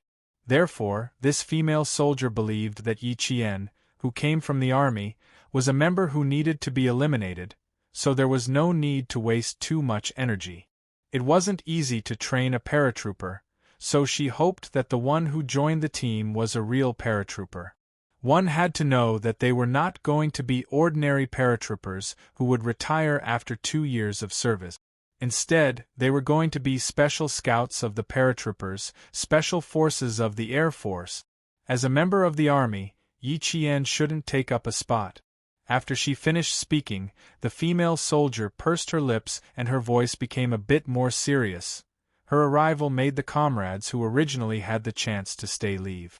She was the one who first squeezed out the comrades who should be training with us. The female soldier was talking about the 2 female soldiers who were previously observed, but because they couldn't adapt to the plateau climate, they returned to their original unit. One of the female soldiers was also from the 17th Air Division. The class leader also thought of this and her face was a bit cold. She took a deep breath and tried to persuade the female soldier while running. This isn't a decision we can influence, nor is it a decision Yi Qian can influence. Moreover, they have no way to adapt to the climate of the plateau. Forcing them to stay will not do them any good. They can't adapt to the highland climate. Regardless of whether Yi Qian is here or not, they can't stay here. The class leader's tone gradually became serious. You can have a problem with Yi Qian dragging our class down, but you absolutely can't target her because the female soldiers of the 17th Air Force Division returned to their original unit. She's only a private, so she can't make decisions for the higher-ups. You are not allowed to say such things in the future. If you continue to target Yi Qian unfairly, I will make you reflect on yourself. Do you hear me? When the class leader realized that the female soldier was targeting Yi Qian, other than the fact that Yi Qian was a burden in the army, there was also a female soldier from the 17th Air Force Division who couldn't adapt to the climate in the highlands. She left the highlands 3 days after Yi Qian arrived. The class leader didn't let her off and immediately gave her a warning. The squad leader was a little angry. Although the female soldier still had complaints in her heart, she did not dare to continue. She bit her lower lip and nodded. Understood. Louder. Understood. The running female soldier replied loudly. Chapter 50-74. The third female soldier who successfully landed didn't hear the first half of the sentence clearly. She only heard the words understood, so she quickly put away her parachute and asked the second female soldier, "What did you talk about with the class leader? What did you understand?" "Just." The female soldier said one word, then swallowed the rest of her words. Her expression was a bit gloomy as she replied faintly, "Nothing, we were just talking about how we're going to get out of here." The third female soldier who successfully landed clearly didn't believe her. She looked at the female soldier with suspicion and said, "Oh," before quickly putting away her parachute. Because they were all the first to jump from the plateau, Captain Lei didn't jump to the landing point at 4,000 meters above sea level. Instead, she chose to jump to the lowest point on the plateau. Even though they were at a higher altitude and had a wider field of vision, they were surrounded by large and small rocks that rolled down from the snowy mountains. There was also a river in front of them that was about 5 meters wide. The river water was bone-chilling and was formed from snow. Soon, several female soldiers successfully landed and the communication team reported the situation to the ground team. Did Yi Qian complete his landing? The ground team instructor's cold voice entered the female soldier's ears. "Please immediately confirm if Yi Qian completed his landing." "Yes, sir." After the female soldier finished answering, she immediately ran to the class leader. "Class leader, the ground team instructor wants us to immediately confirm if Yi Qian completed his landing." There were already 13 people gathered and the class leader was currently cleaning up. When she heard this, the class leader's expression changed slightly and her voice instantly tightened. Did anyone see Yi Qian? Did anyone see Yi Qian? Reporting no. Reporting no. Reporting, other than Yi Qian, Guochui from the 11th jump also didn't arrive. The two of them didn't arrive at the rendezvous point and they successfully jumped one after the other. The class leader's expression was a bit anxious. Quick, split up and look for the two of them. They jumped one after the other and didn't arrive at the rendezvous point immediately. The class leader was very worried about whether or not a special situation would occur when she wasn't paying attention. For example, two parachutes would be stuck together or the parachute rope would be hooked. Once a special situation occurred, if she wasn't able to deal with it calmly, the two of them would fall from a high altitude and their survival rate would be almost zero. Usually, these female paratroopers already had a problem with Yi Qian, who was part of the army. They ostracized him secretly and targeted him openly. Now that they heard that Yi Qian had not arrived yet, they only had one thought in their minds. If you try to be brave, something big will happen. Just as they were about to split up and search, a clear and cold voice, like the early morning breeze, came from behind the female soldiers. Reporting, Yi Qian has successfully landed. Reporting, Guochui has successfully landed. Hearing this, the female soldiers did not immediately turn their heads to look. They were in formation and needed to be instructed before they could make the next move. This was a discipline that had to be observed and followed at all times. Everyone, turn around. After the class leader gave the order, the 12 female soldiers who had finished forming up moved in unison and turned around with a sonorous force. Everyone's movements were done at the same time and were orderly as if they were one person. When they turned around, they saw the two people who were the slowest to arrive, who made everyone anxious, supporting each other. It was obvious that something had happened. The expressions of the 13 female soldiers, including the class leader, all changed. There were all kinds of expressions on their faces, but in the end, they still had a look of rejection. Chapter 50-75. The class leader's expression was ugly as the two of them did not arrive at the assembly point in time to report for landing. Yi Qian could feel the repulsion from these gazes and sighed in his heart. In the past, she often heard that there would be repulsion between classes. It was common for cadets to experience a period of repulsion when they graduated from military school and were assigned to a company. Everyone came from different places and had different living habits, so there was bound to be a period of adjustment. For example, Captain Xia was ostracized and isolated when she first entered Shuiyu. She had already mentally prepared herself for this, but she still felt a little uncomfortable when she really encountered it. This was because she had never encountered any rejection before. She also understood why Division Commander Kong came to talk to her and told her to be strong and not to return to the army just because she was wronged during training. He reminded her again and again before leaving. Although she was wronged, it depended on how she understood and accepted it. She was not a paratrooper to begin with. After she arrived, she encountered two female paratroopers who were still under observation. It was normal for the 13 female paratroopers in front of her, including the class leader, to have some opinions about her. Under the 13 gazes, Yi Qian and Guochui supported each other as they walked back to their group. When they got closer, the class leader did not immediately let them return to their group. She first glanced at Guochui and seemed to confirm something before her gaze fell on Yi Qian. Her gaze was already very cold. According to the plan, everyone had to arrive at the assembly point within 10 minutes of landing. Did the two of you arrive at the assembly point according to the plan? As a soldier, you don't even have the most basic concept of time. How did the army teach the two of you? Please answer me loudly. The female paratroopers who also looked at Yi Qian became more serious. They could not let her stay in the paratroopers. She should go to the army and not die in the paratroopers. Although the class leader used the word, the two of you, when she criticized them, Yi Qian knew that she was the only one. He asked Guichui, who had sprained her ankle, "Can you stand on your own?" "Yes." Guichui nodded when she heard that the class leader was only criticizing Yi Qian. Yi Qian let go of her hand, straightened his body, and lowered his chin.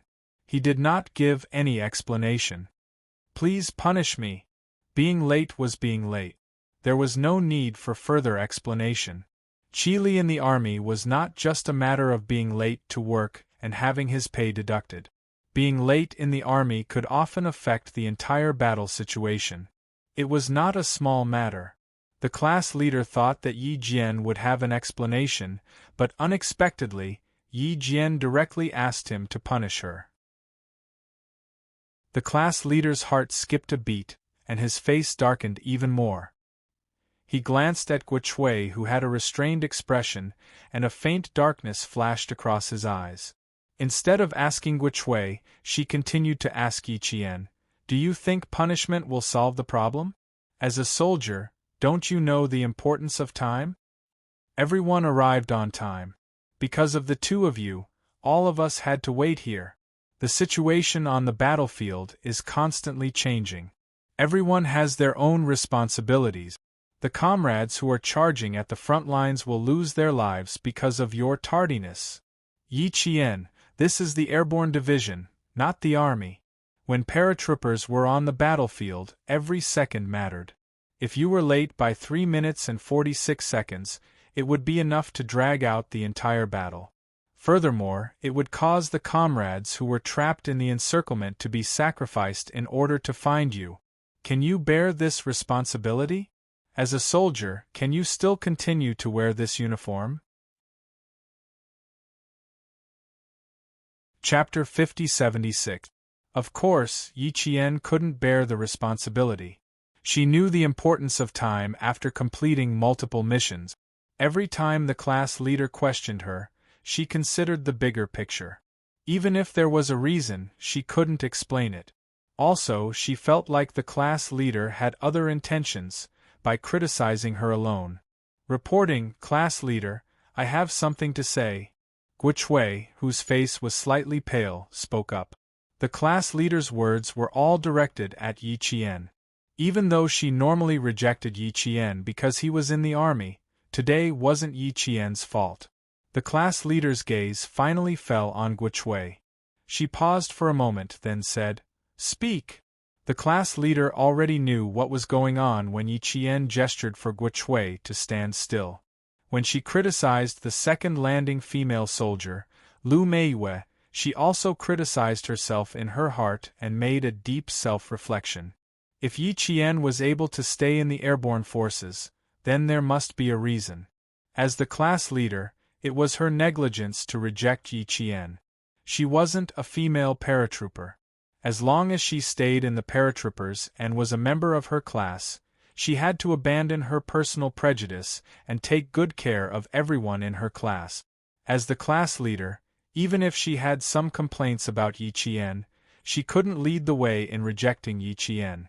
She would take care of what she needed to take care of, but whether or not Yi Qian was accepted by her comrades would depend on her own abilities. "Class leader, Yi Qian was late because he was helping me. This time, it was all because of me, it had nothing to do with her. I was the one who caused her to be late, please punish me." Guichui spoke softly at first, then she spoke louder and louder. "When I landed, one of my feet slipped and got stuck in a crack in the rock. When Yi Qian saw this, he immediately ran over to help me move the rock away. Moving the rock doesn't take that long, it's already been 4 minutes. A female soldier in the group said in a soft voice, but it was loud enough for everyone to hear.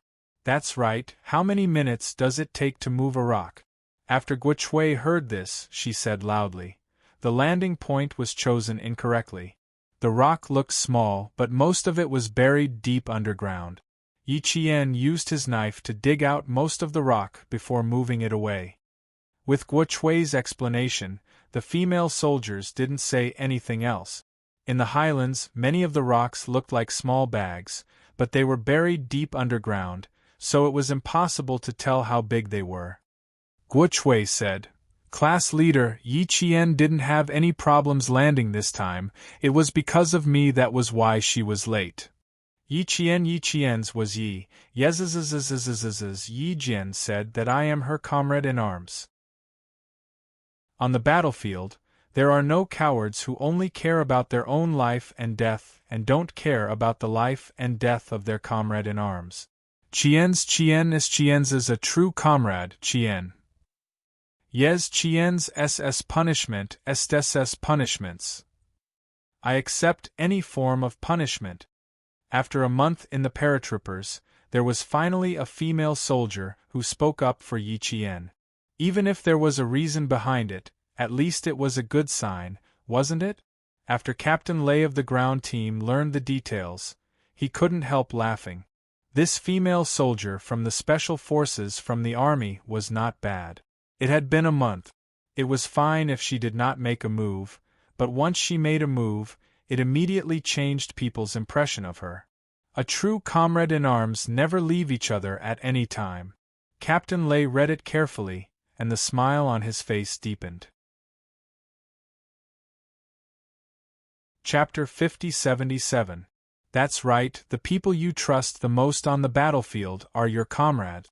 With your most trusted comrades guarding the rear, don't worry.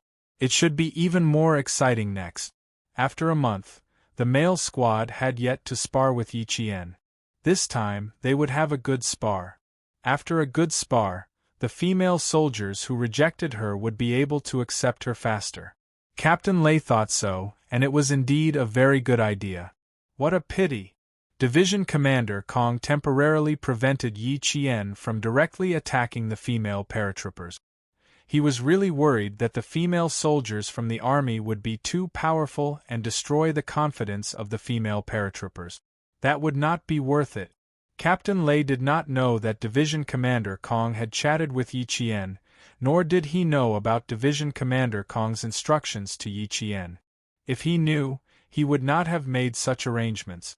Assault team, get ready. Assault team, get ready. Female soldiers, gather and prepare to head to the designated area. All teams, focus on attacking Yi Qian from the female squad.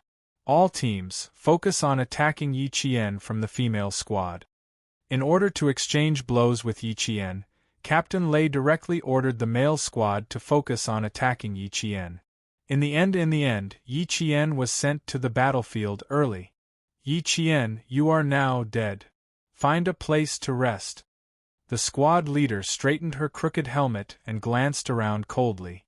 Fortunately, no female soldiers died and continued to advance. When she left, the squad leader's face was very ugly. Some of the female soldiers who passed by her snorted heavily and said, "You're a burden." Only then did they leave. "Stop talking nonsense, let's go.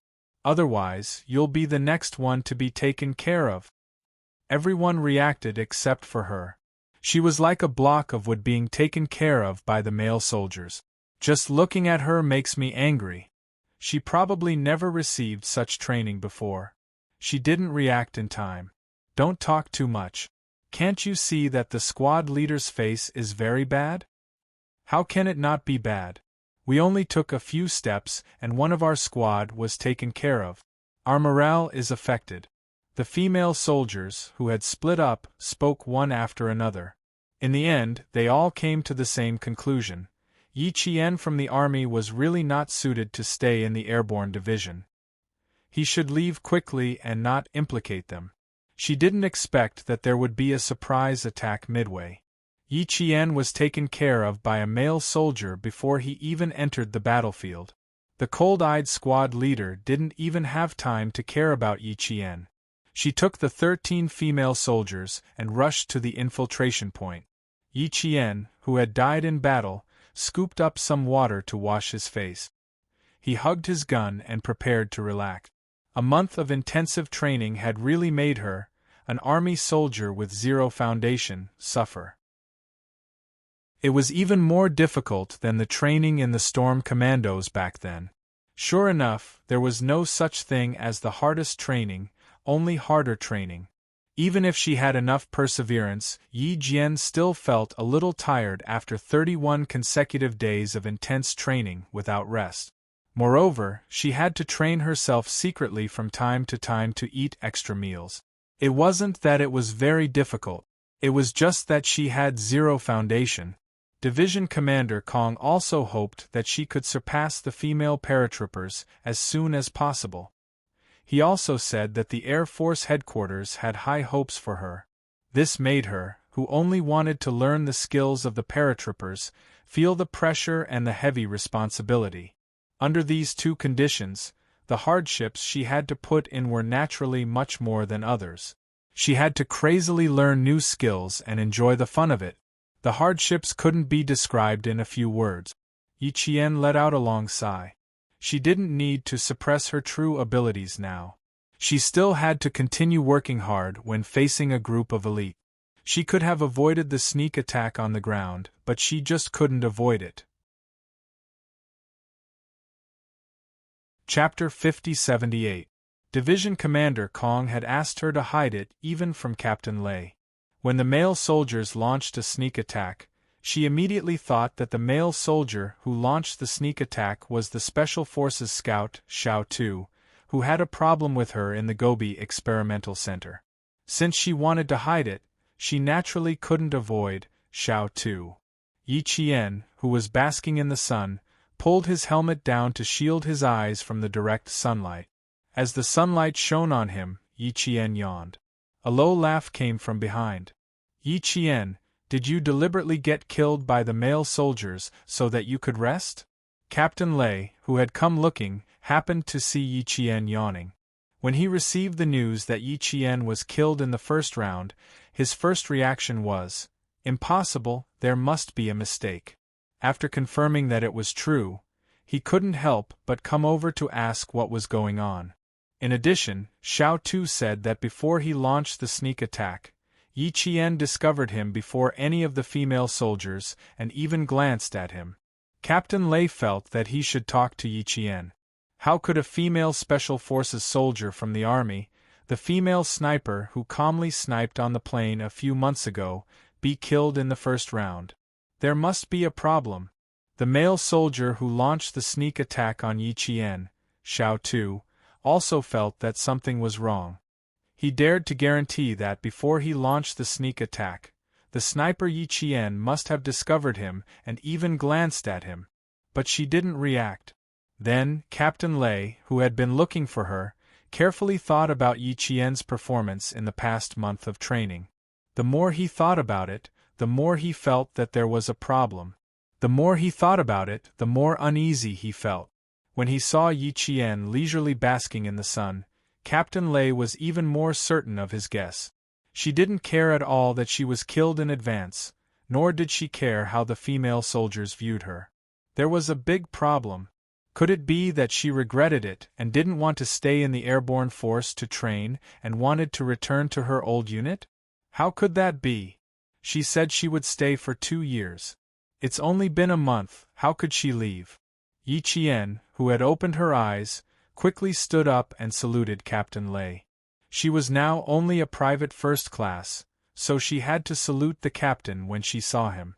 Yi Qian, let's not beat around the bush. I'll get straight to the point. Captain Lei returned the salute and asked directly, not giving Yi Qian a chance to prepare. You are a very good sniper. Your information has already told me clearly. And just now, Little Head, who successfully launched a sneak attack on you, told me that you had clearly discovered him long ago and had absolutely enough time to dodge. So, why did Little Head successfully launch a sneak attack on you? I think we need to have a good talk about this. Facing the straightforward Captain Lei, Yi Qian felt that it was in line with the personality of a Special Forces scout. After thinking about it, she pushed Division Commander Kong forward. This question is not difficult, but it's not easy for me to answer. Captain Lei, you should ask Division Commander Kong.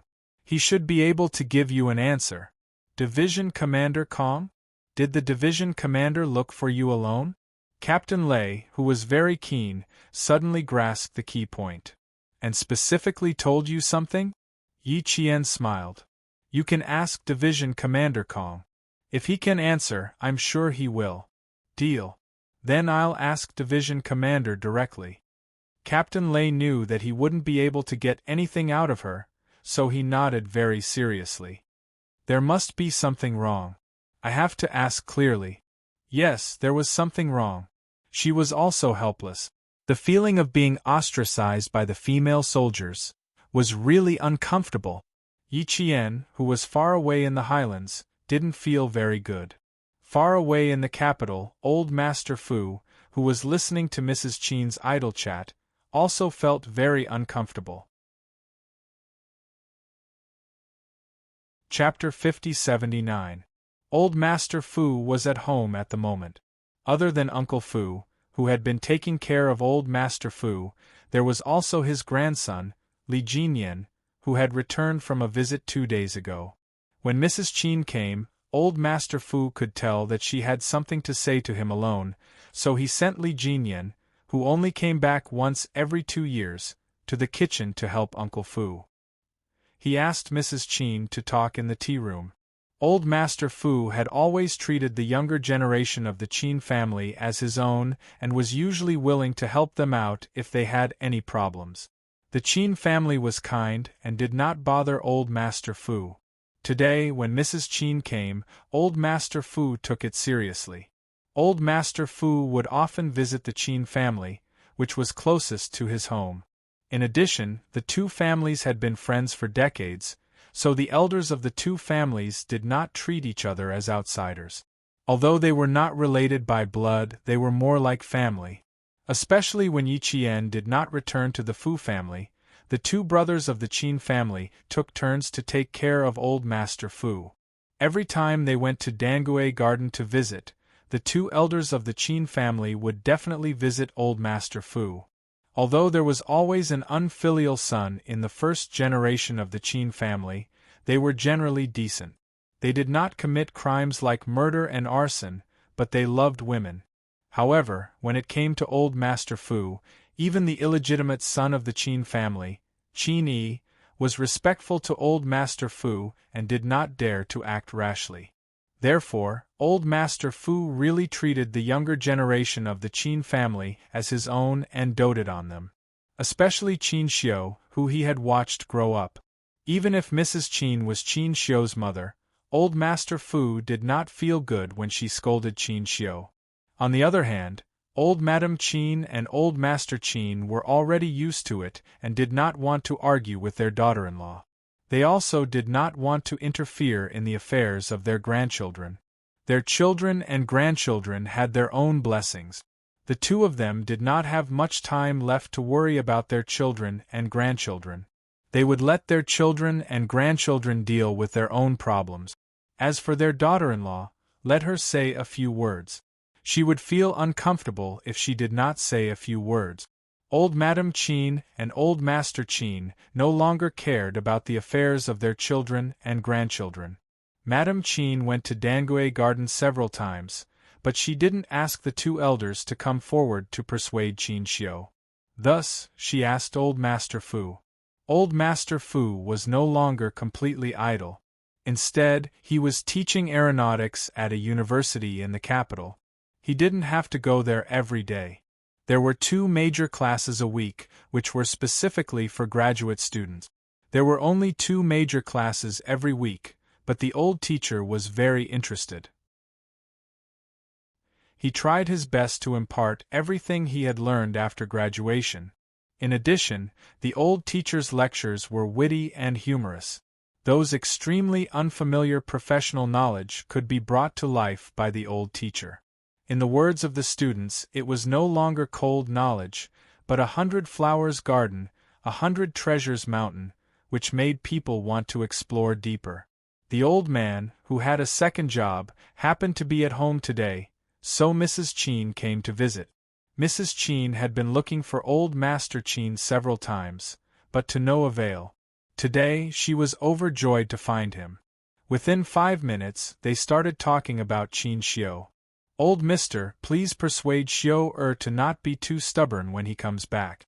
A man at 30 years of age should start a family and start a career. But Xiao doesn't allow me to intervene in this matter. As a mother, this junior can't help but feel uncomfortable in my heart when I see my son acting alone. You also watched Xiao grow up.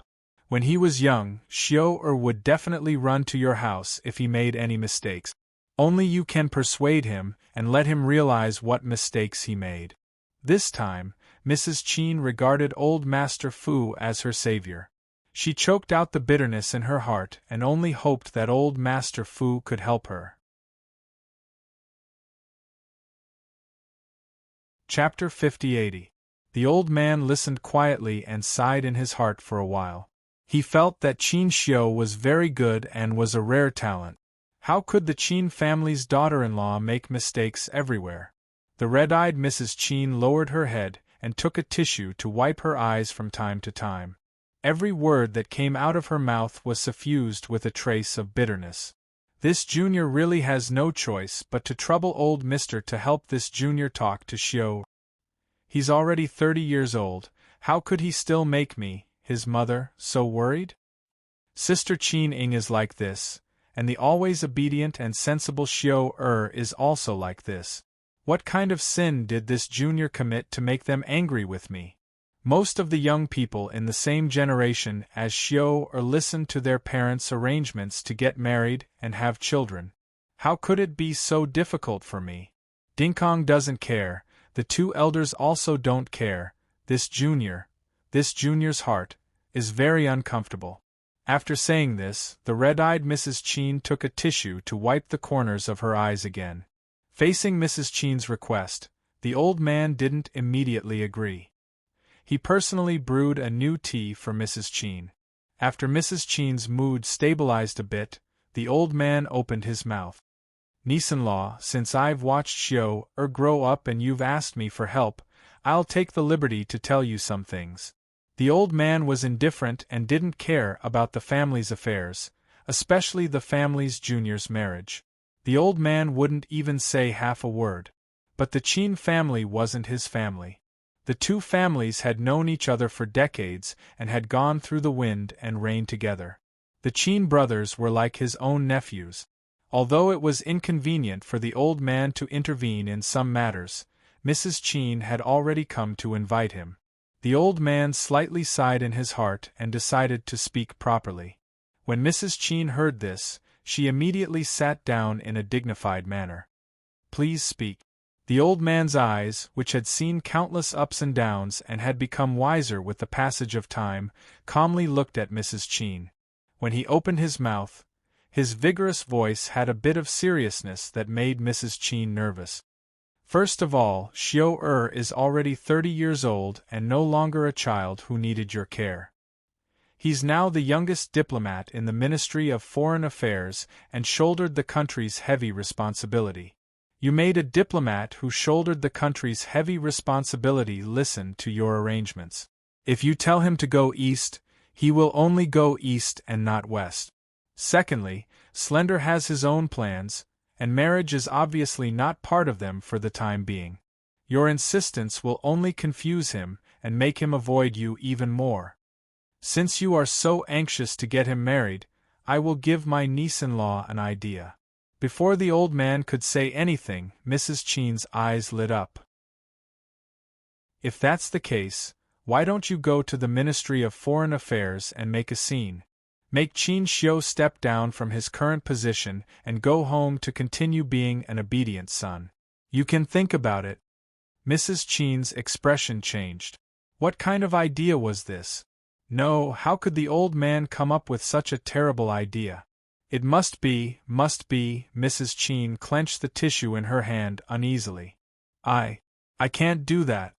How could she ruin her son's bright future? Xiao has always been determined to be a diplomat since he was a child. Junior, how could I ruin Xiao's dream? Faced with old Master Fu's sharp gaze, Mrs. Qin's heart thundered as she clenched the crumpled paper ball in her hand. She suddenly didn't dare to stay in the Fu family any longer. She wanted to leave. Why don't you do this?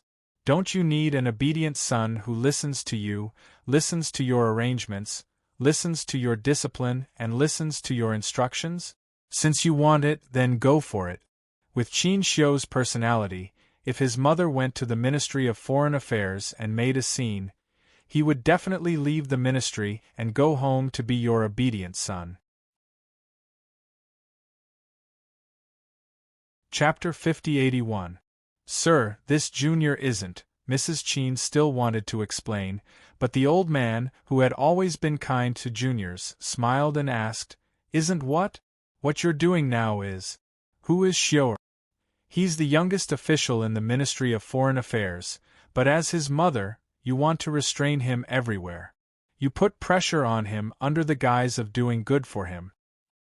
He resisted and didn't want to listen to your arrangements, which made him unfilial. Niece-in-law, let me ask you, have you fulfilled your filial duties? Old Qin and his wife were disheartened by you and didn't want to manage the affairs anymore. Is this your filial piety?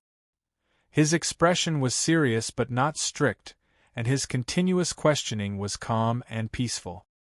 He responded with the wisdom of an old man who saw thousands of sails and was as indifferent as water, making Mrs. Qin unable to resist. You didn't fulfill your filial duties as a child, but forced Xiu to fulfill your so-called filial duties.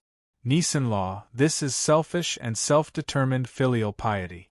A man at 30 should start a family and start a career. That's right, this is the law of nature, but must you listen to your parents' arrangements and start a family and start a career to be filial and do great things? The old man's continuous questioning made Mrs. Qin's forehead sweat, and she was so nervous that she couldn't sit still. However, the old man didn't stop, and his voice didn't change much, as if he was talking about the most ordinary thing. But the more it was like this, the more nervous Mrs. Qin was. She really regretted coming to beg the old man.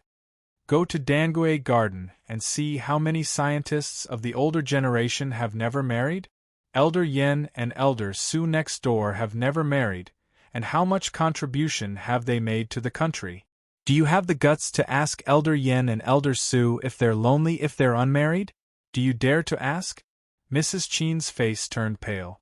She didn't have the guts to ask the country's meritorious officials even if she was the ambassador's wife. I also heard that Inger fell in love with a soldier. The young man is said to be a major, tall and mighty, but you despised him for being a poor soldier.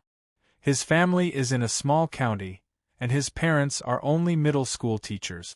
You even slapped Inger on New Year's Eve with the excuse that your family doesn't match. Niece-in-law, you should ask yourself, do you feel that Xiu is too lonely if he doesn't get married, or do you want to satisfy your own selfish desires and continue to control Inger and Xiu? It's obvious that Inger wants to get married, yet you want to stop her. You even despise the man's family background. It's obvious that Xiu doesn't want to get married for the time being.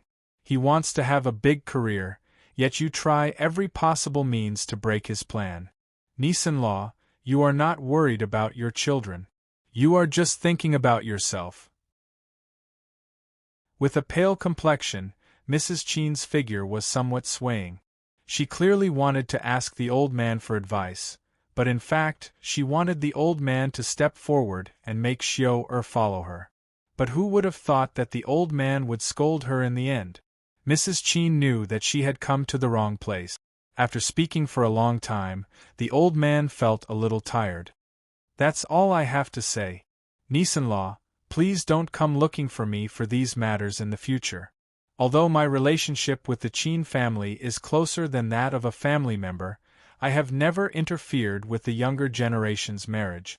Free love, even if it runs in the opposite direction, is better than having regrets from the beginning. Oh, you're going down a dead end. Go back and think about it. Everything will be clear once you figure it out.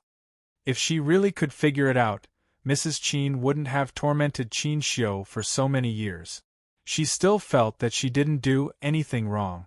She would definitely support her son's career, and marriage was an important matter that should be decided by the parents.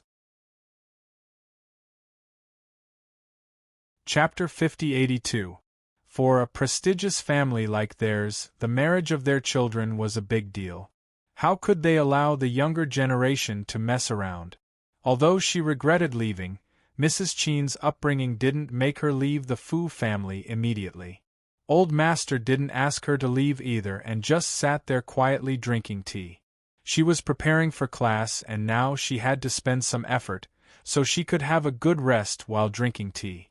After a moment of silence, Mrs. Chen sighed and said, "I'll remember what Old Master said. I'll talk to Xiao again. If he really wants to marry that girl, I won't insist anymore." She wanted to save some face in front of Old Master. Old Master didn't know that Qin Xiao had someone in his heart. Hearing this, Old Master frowned slightly and said, "Both siblings have met someone they like, but you don't agree to both of them?" "It's not that I don't agree, but I'm afraid that they will suffer more in the future. Inger likes a soldier. I admit that I don't like the man's family, but I asked Inger and she said that the soldier is in the army all year round and can't take care of his wife and children. Marrying him is equivalent to not marrying him, and she still has to take care of his family. Marrying would mean suffering. Tell me, how could this junior agree to it?" On the eve of New Year's Eve, I slapped Inger in anger and my heart ached for her. As for Xiao, I saw that he liked a military academy student 2 years ago. She was quite good-looking, so I wanted to know more about her family. Who knew that Xiao would deny it and said that he didn't like her, so I gave up at that time. Some time ago, the lady from the Du family whom this junior took a fancy to told this junior that the military academy student Qin Xiao liked was an orphan. His cousin's family had committed a crime, and before they committed the crime, the cousin tried to rely on the Du family. I specifically asked the Du family and found out that the military academy student Xiao liked had a family that was unbearable. Do you think I would agree? Xiao is a diplomat, so how could he have a wife who would drag him down? Even if the other party graduated from a military academy, I wouldn't dare to gamble. Not to mention that the girl Xiao liked was... Mrs. Chen suddenly remembered something. She almost forgot that Jia said that Li Jinyan also liked that military academy student. Li Jinyan was the old master's grandson. His grandson had fallen in love with a girl who was trying to climb up the social ladder. The old man couldn't just sit by and watch. At that time, he would definitely persuade Qin Xiao to give up on that girl. He would also order his grandson, Jinyan, to stay away from that girl surnamed Yi. Mrs. Chen subtly glanced outside the tea room. She came at the right time to see Jinyan returning home from a visit. After taking a sip of tea, Mrs. Chen lowered her voice and said worriedly, "I also heard that Jinyan likes that girl too. Even Commander-in-Chief Xia's only son likes her. That girl is quite capable. As a military academy student, she actually managed to make the best men in the capital fall in love with her." The old man was a little surprised. "Jinyan likes it too? Family Xia's sixth brother likes her too? Family Xia fella liked the princess of the Fu family. Since when did he like another military school student? Military school students, Jinyan likes it too. Even the family Xia likes it? What a coincidence, his precious granddaughter was also a military school student. Why did it feel like the military school student they were talking about was none other than his precious granddaughter? Old Master Fu's expression turned cold. "Old Master, if you don't believe me, why don't you ask Jinyan since he just came back?" Mrs. Chen, who still didn't know that she was about to get into trouble, was very certain. "I didn't lie at all." Chapter 5083. Although the old man was lenient towards the younger generation, it didn't mean that he was casual. He wouldn't judge a person's character just because of a few words. Moreover, saying that a boy with a family Xia also liked her was simply nonsense. As a grandfather, how could he not know which family a boy with a family Xia liked? He clearly liked the Fu family's precious princess. The old man didn't immediately ask his grandson. Instead, His benevolent face turned somewhat solemn. Niece-in-law, let me ask you something. Whether the girl sure likes is good or bad, have you heard about it or have you verified it? As a scientist, the old man was casual about life, but he had always been realistic and rigorous. He didn't believe Mrs. Chen's words. His grandson, Jinyan, wasn't someone who was easy to fool. He was in the army all day long, so how could he like the same girl as Xiao? What a joke! Furthermore, saying that a boy with a family Xia also liked her was the biggest joke in the world. The old man didn't need to ask further to confirm that Mrs. Chen's words weren't true and were all lies. However, he was so certain, which made the old man a little puzzled. That was why he asked this question. Facing the old man's sharp gaze, Mrs. Chen hesitated for a few seconds before she restrained her voice and softly replied, "I've investigated a bit. As for the rest, I found out from the wife of the Deputy Chief of Staff. I don't think a dignified Deputy Chief of Staff's wife would lie to me." The old man had a good temper, but if it were any other old man, he would have driven her away in anger. "What else did you investigate? Don't tell me you only found out where the girl Xiao or likes lives and who her parents are." Mrs. Chen sat up slightly, and there was a trace of embarrassment in her expression. "Yes." Seeing the old man's cold expression, Mrs. Chen couldn't help but speed up her explanation. "This girl is a bit strange. I wanted to investigate it thoroughly, but other than where she lives, how many people she has, and which school she graduated from, I couldn't find any other information. I also sent people to her house, only to find out that her elders are no longer in the village, and the villagers know very little about her. But she knows her uncle's family like the back of her hand. How much money did they embezzle? How many bad things did they do? They're really a rotten family." This junior also found out that the reason why her uncle fell was because of that girl's revenge. "Old sir, tell me, how can I not be worried? It was probably because he was treated unfairly by his aunt and bullied by his cousin when he was young. When he grew up, he directly caused his uncle's family to die. Of course, her uncle's actions should be punished by the law. Junior isn't worried about anything else. What I'm worried about is that this girl's thoughts are too heavy and she likes to scheme in secret. Every time I think about how she personally destroyed her uncle's family, this junior shudders. Xiao Er's temperament is gentle, while the girl's temperament is distinct. This junior is worried that one day the two of you will turn against each other and become scarred. If that's the case, it's better to end it as soon as possible so that I won't get hurt in the future." The old man, whose expression had turned cold, didn't feel that it was a coincidence. Instead, he was 100% sure that the military school student Mrs. Chen was talking about was none other than his precious granddaughter. His granddaughter led a wandering life, suffered all kinds of torture, and almost died in the hands of the Yi family. Later, Yi Zhifan and his wife, in order to prevent their granddaughter from taking the college entrance exam and to prevent her from standing out, constantly made moves before the exam. In the end, she clearly passed the number 1 middle school, but in the end, she became an auditing student. Fortunately, his granddaughter worked hard and directly tore the notice, took a year off from school, and entered the provincial high school to skip a grade and completely escaped from Yi Zhifan and his wife's clutches. Chapter 5084. They were already far away, but Yi Zhifan's family of 3 was still unwilling to let them go. Even the old madam of the Yi family brought her daughter's family to torment his granddaughter.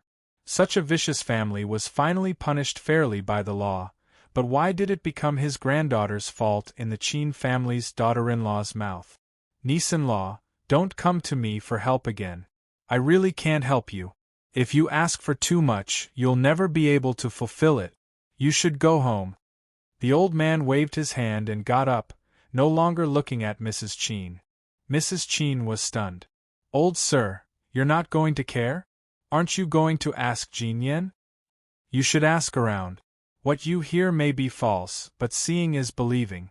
I believe that a girl who is liked by 3 children is definitely not someone who seeks personal gain, nor is she a girl with bad character. The descendants of the Qin family, family Xia, and Fu family can't all be blind. My grandson Jinyan often stays in the army. If he really likes a girl, I'm more than happy to oblige. Old Fu, come and send the guest off. Mrs. Qin was separated from the family by the old man and listed as a guest. From now on, it would be difficult for Mrs. Qin to visit the Fu family again. Uncle Fu quickly came out of the kitchen and asked Mrs. Qin to leave without asking for the reason. Madam, I'll send you off. Mrs. Qin was panicking because she couldn't ask for help and had angered the old man. Old sir, I really don't mean anything else. I just want to ask you, don't ask me. Even Xiao Er's grandparents didn't come forward. Although I watched Xiao Er grow up, I'm not a proper elder.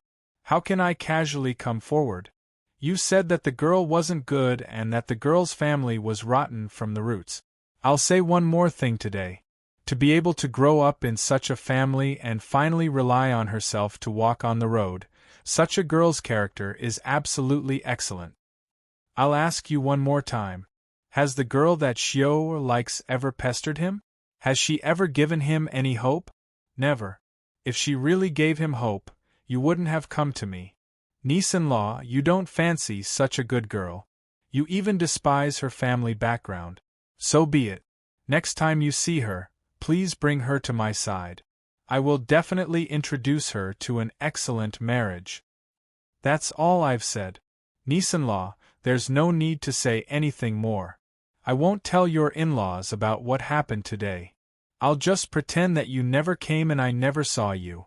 In the end, Mrs. Qin's face turned pale. She knew that the old man was angry. However, she didn't even know how she had angered the old man. Was it because he said that Jinyan also liked the girl Xiao liked? She really did it out of kindness, reminding the old man not to let those girls who tried to climb up the social ladder succeed. She really didn't have any other intentions. In the end, Mrs. Qin didn't go home.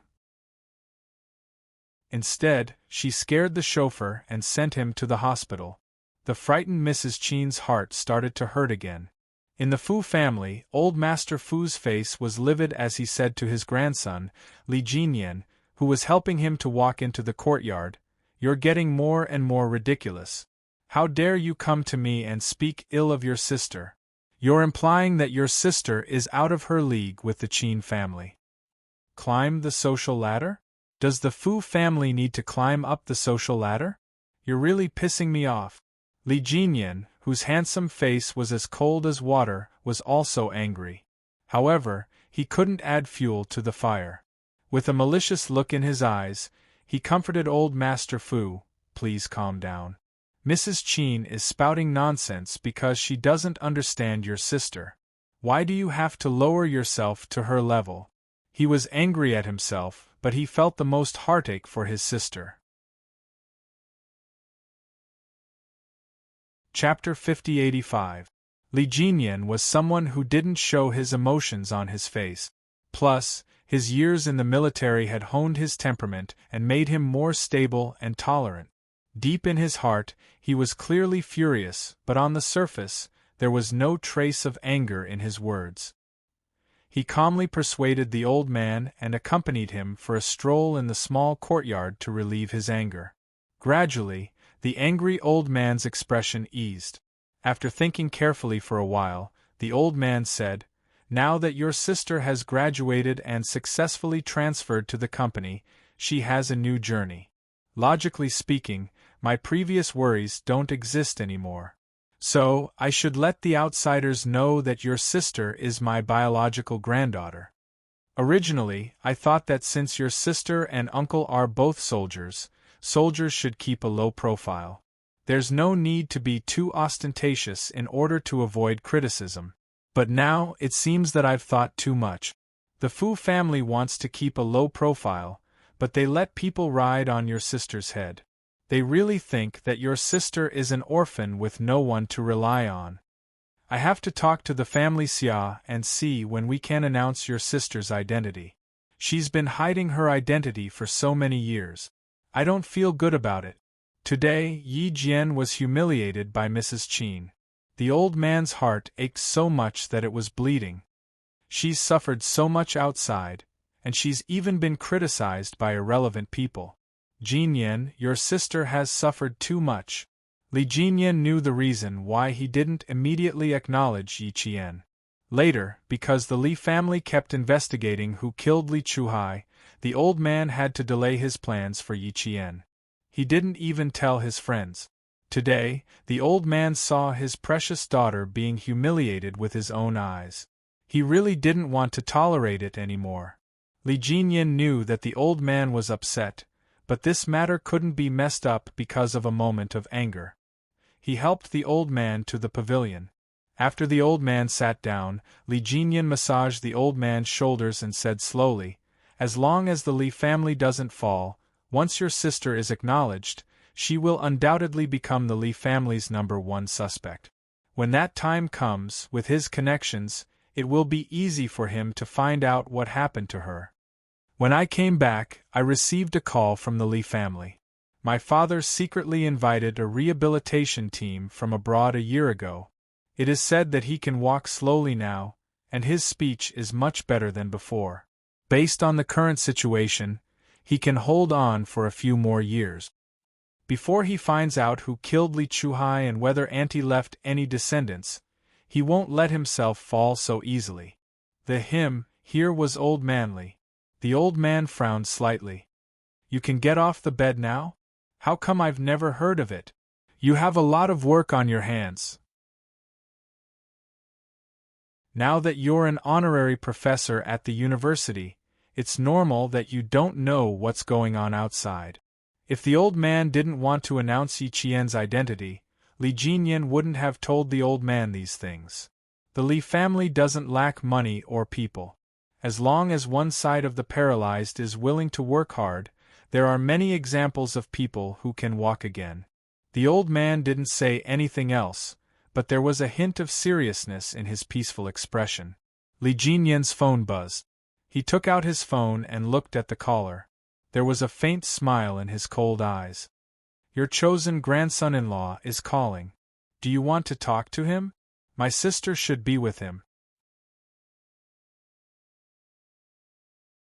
Chapter 5086. My grandson-in-law is calling. Family Xia. The stern-looking old man immediately smiled, his anger gone. "Quick, answer it. I'll ask after you two are done."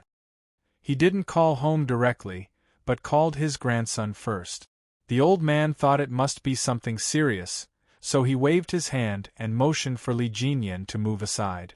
Li Jinyan pressed the answer button and walked away. He and Xia Jinyuan had known each other for many years. Even though their relationship deepened because of Yi Qian, they rarely contacted each other via private phone. No, it should be said that they rarely even contacted each other via official phone. They were from different branches of the military and usually had their own things to do. It was rare for them to meet each other for official or private matters. Today, when Xia Jinyuan suddenly called, Li Jinyan also thought that it was something serious. Xia Jinyuan walked out of the military building and headed to the cafeteria. It was almost noon. He had been hungry since yesterday afternoon and urgently needed to fill his hungry stomach. His stomach needed to be filled, and he also needed to ask about official business.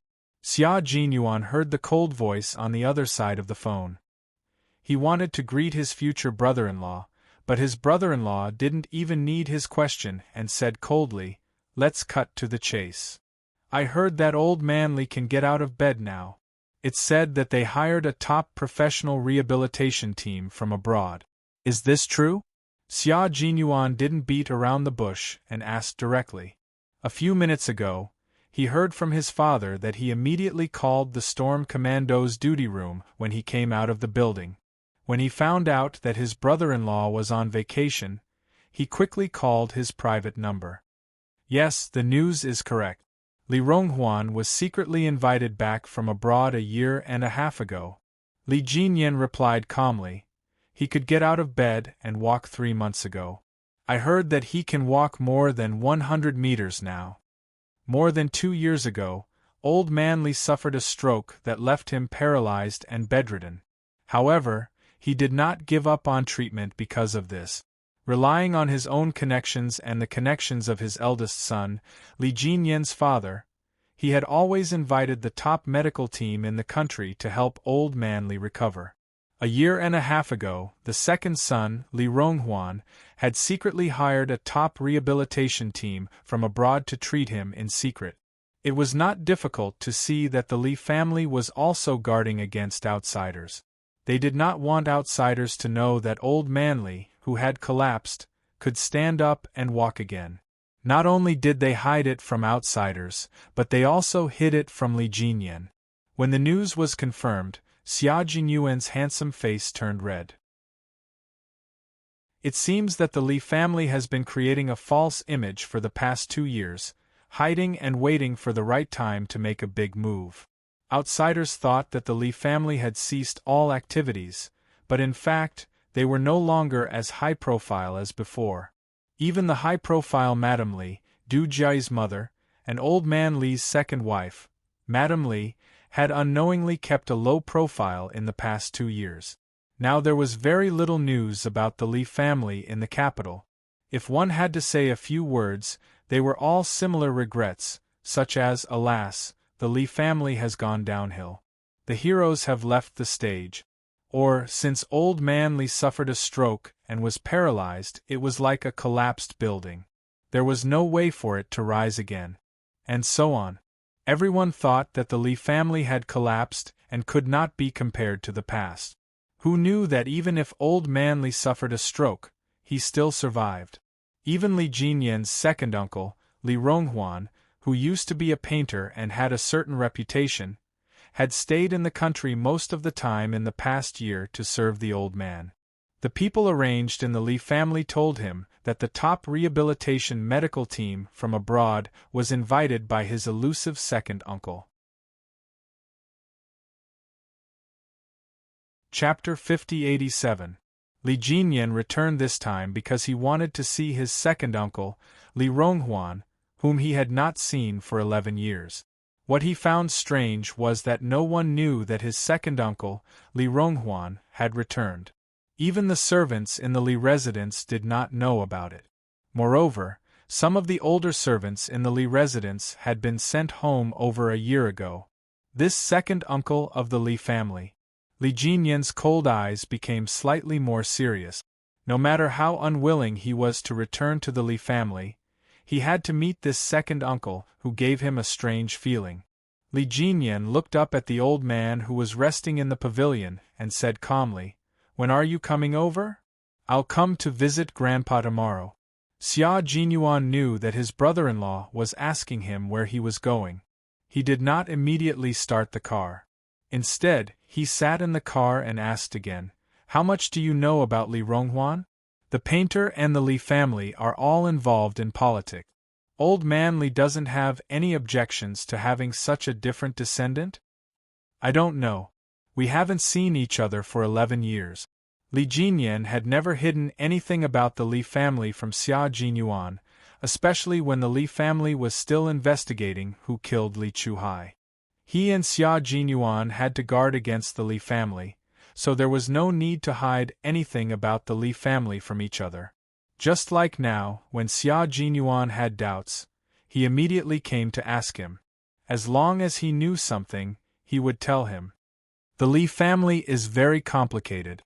Outsiders can only see the surface. As for how deep the family is and how many undercurrents there are, I can't see them even though I'm from the Li family. I have reservations about Li Ronghuan. Xia Jinyuan's cold handsome face suddenly became more serious. Is there something wrong with Li Ronghuan? I don't know. If there is a problem, I will tell you. Li Ronghuan has a certain reputation in the art world, but most of his awards are from abroad. He is much more famous abroad than in China. He has a clean record in China and has no criminal record. If there is something wrong with him, it will be more difficult to investigate than Li Chuhai. His brother-in-law would not speak without thinking. There must be something that made him suspicious, but it had not been confirmed yet. If you need anything, please do let me know. Jane Eyre's family is my family. I hope that our family will be safe and sound, Xia Jinyuan said solemnly. Li Jinyan's cold eyes flashed with a hint of a smile because of his words. The Fu family was his family, and now there was family Xia and sixth brother. Not bad. Yes. Come over tomorrow. I'll go back to the Li family in the afternoon. If there's anything, feel free to contact me. Be careful. Xia Jinyuan reminded him that the Li family, although his brother-in-law's surname was Li, he was not from the same family as the Li family. He merely used the surname Li.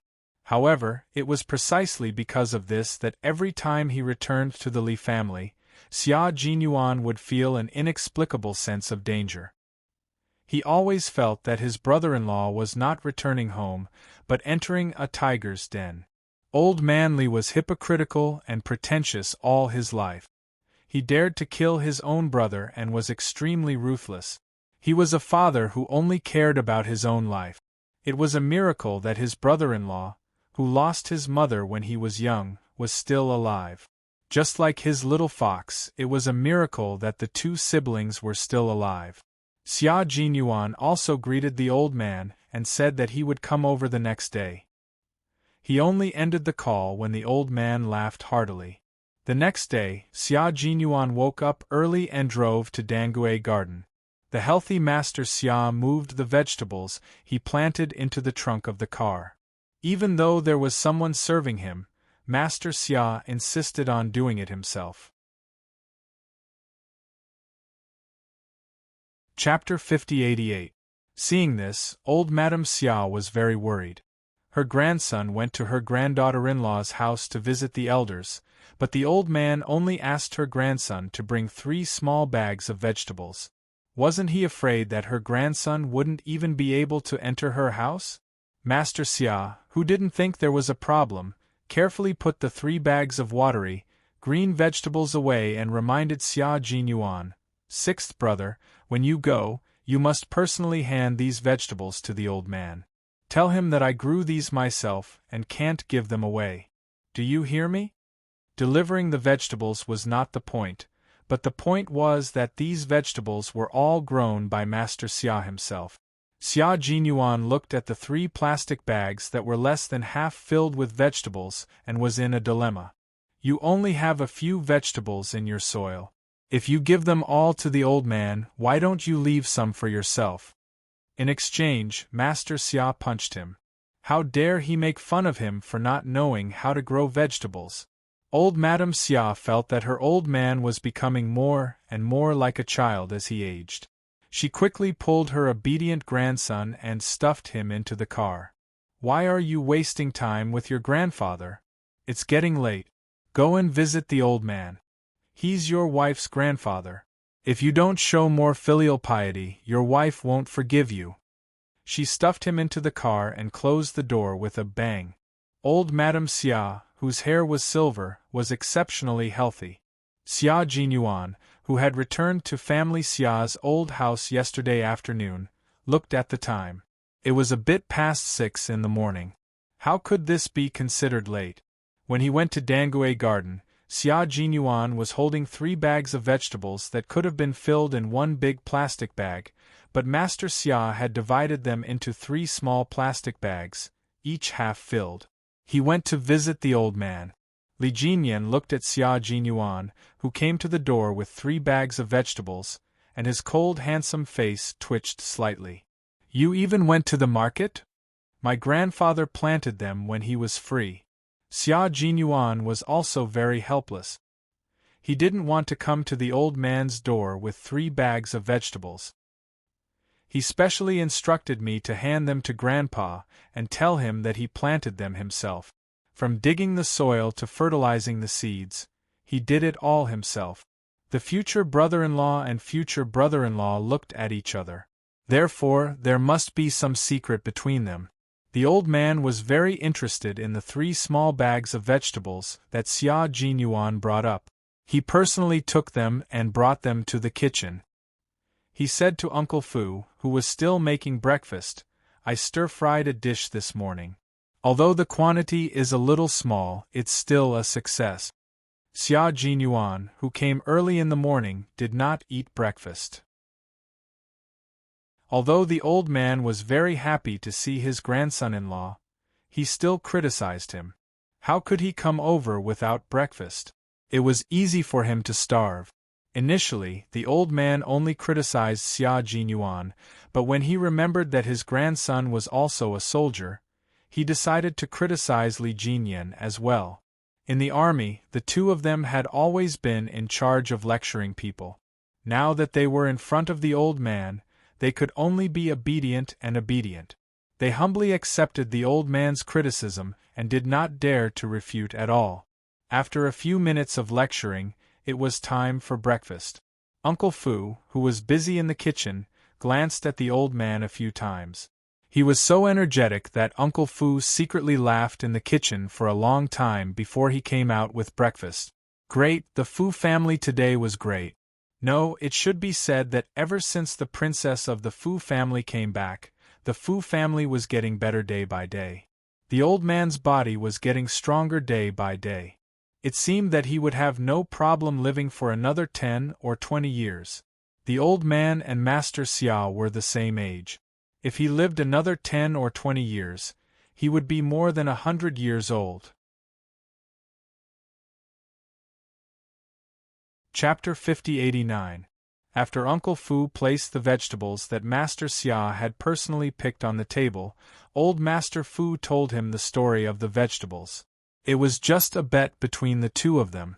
Old Master Fu said that Master Xia had been fighting wars all his life, but in the end, he had never grown vegetables. Life was lacking in joy. Master Xia's eyes widened. If he didn't grow vegetables, he would lack in joy?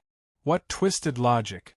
Then old Master Fu talked about the interesting things he had done in the past, which made Master Xia eager to try.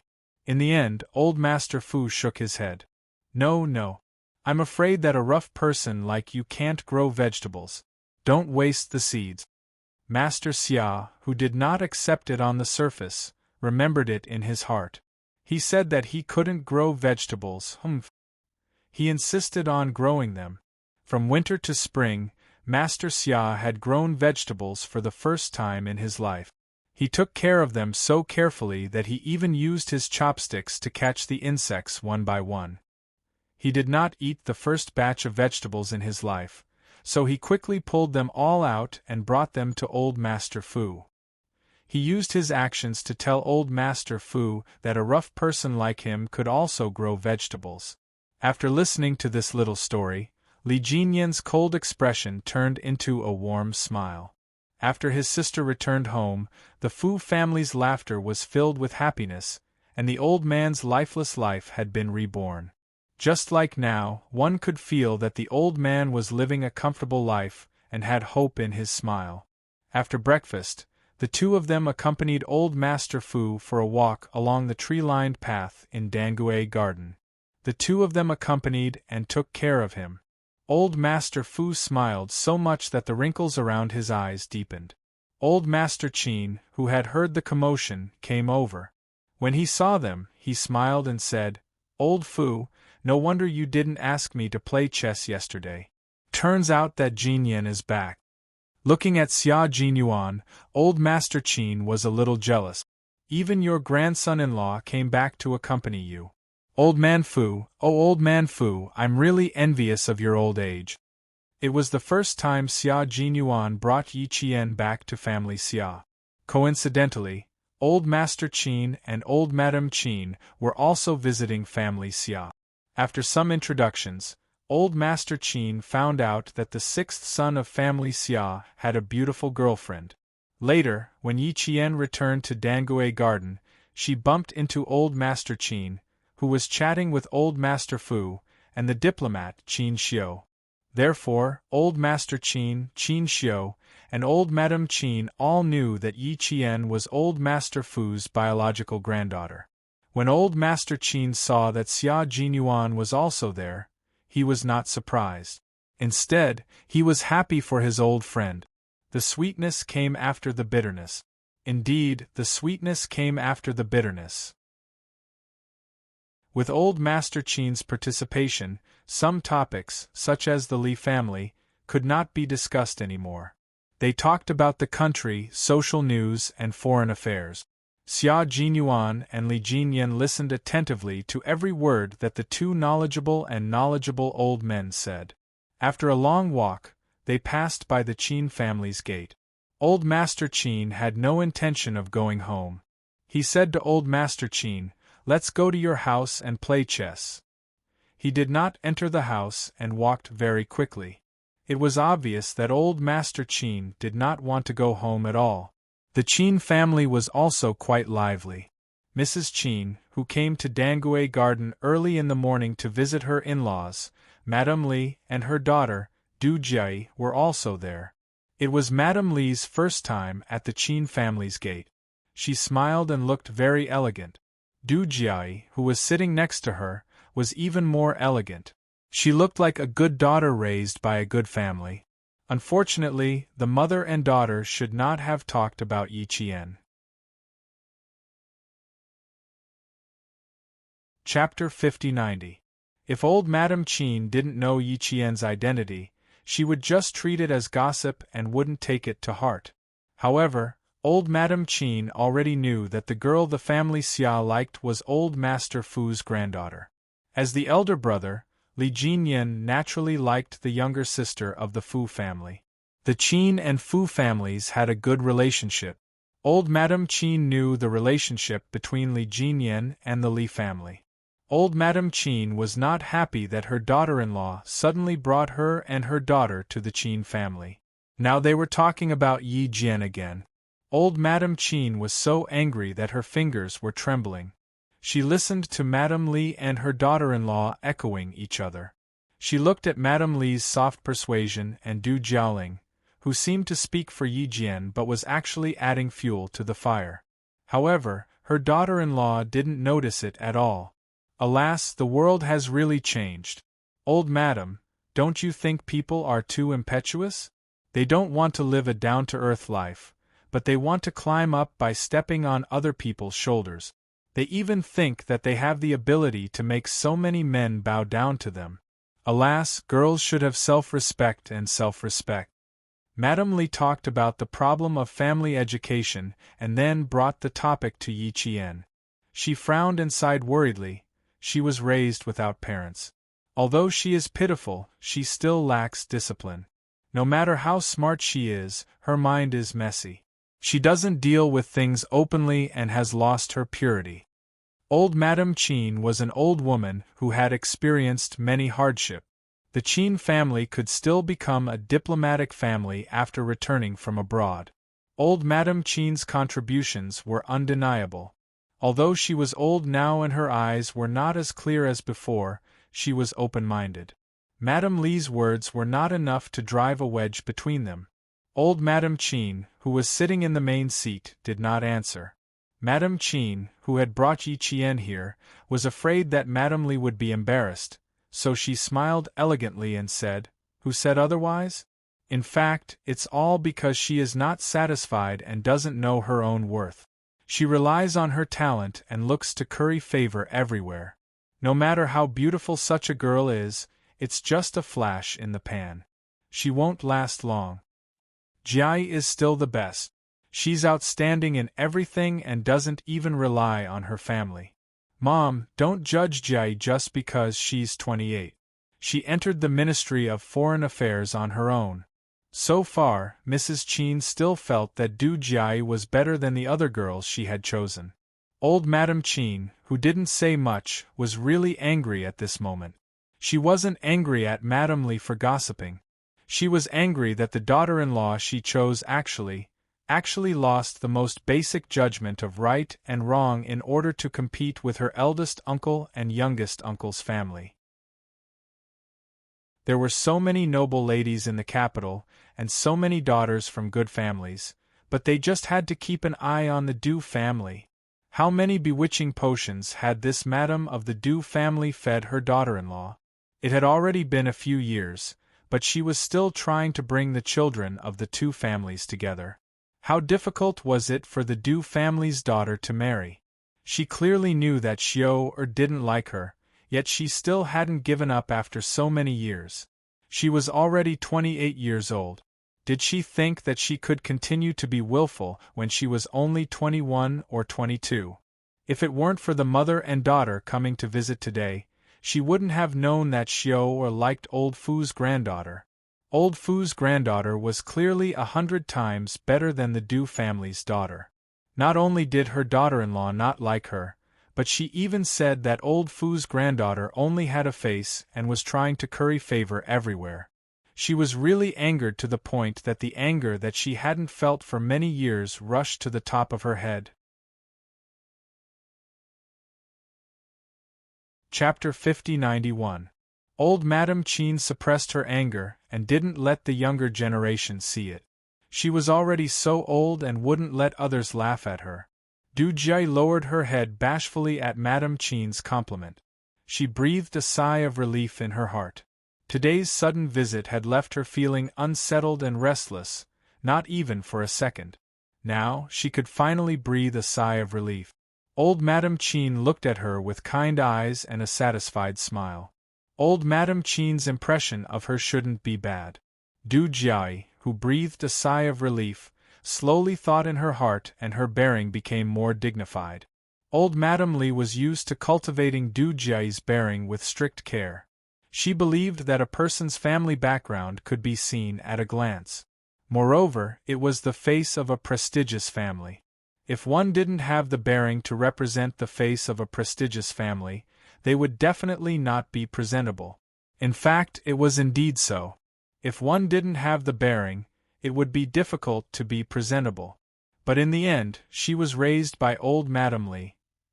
Old Madame Li herself had the bearing of a noble lady and her daughter Du Jie also had the bearing.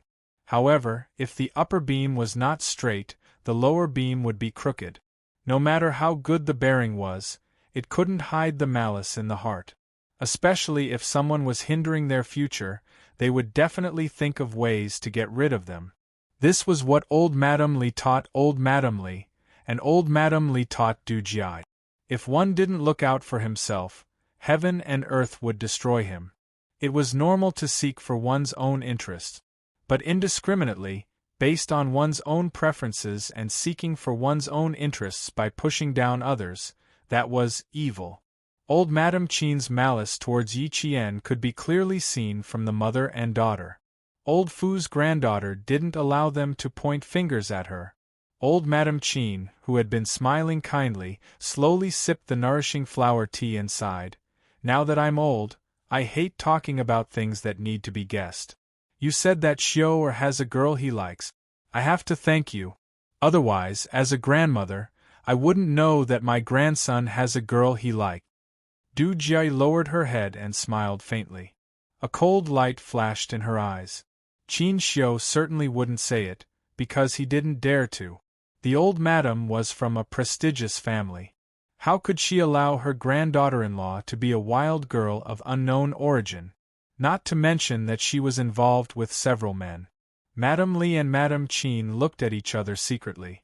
Madame Qin returned a smile, but for some reason, Madame Li's heart was in a mess. Looking at old Madame Qin, who had a slight smile on her face and was completely unable to tell what she was thinking, Madame Li could not help but clench her fists slightly. It was as if a stone had been thrown into her heart, so heavy that she could not breathe at all. Madame Li, I need to say a few words in front of you today. I hope Madame Li doesn't mind. It's our honor to be able to receive old Madame's guidance. The uneasiness in her heart expanded like ripples of water. Old Madame Qin smiled faintly. No matter how bad other girls are, they are still the pearls in other people's palms. We can't tolerate other people's criticism. Your girl is delicate and other girls are also delicate. Their family background may not be better than the Du family's, but other people don't care about your family background. They only want to live comfortably. Why do you have to trample on other people's delicate girls to flatter your own girl? In any case, you're from a prestigious family. Doing things like this is really bad. Madame Li was so shocked that she almost jumped up. Fortunately, she had some skills, and didn't lose her composure on the spot. She was barely able to maintain her facial expression. Chapter 5092. However, Du Jiai, who was sitting next to her, couldn't. Her face instantly seemed to have been brushed with a layer of lime, and it was so pale that there wasn't a trace of blood. Grandma Qin was saying that her family had no manners and was criticizing others everywhere. It was clearly the truth.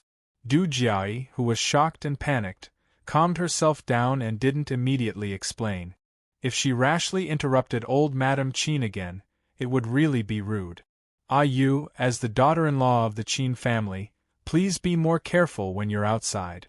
Today, as your mother-in-law, I have to say something in front of you. No matter how convincing the words of others sound, they might not necessarily be true. You have to see, think, and distinguish for yourself.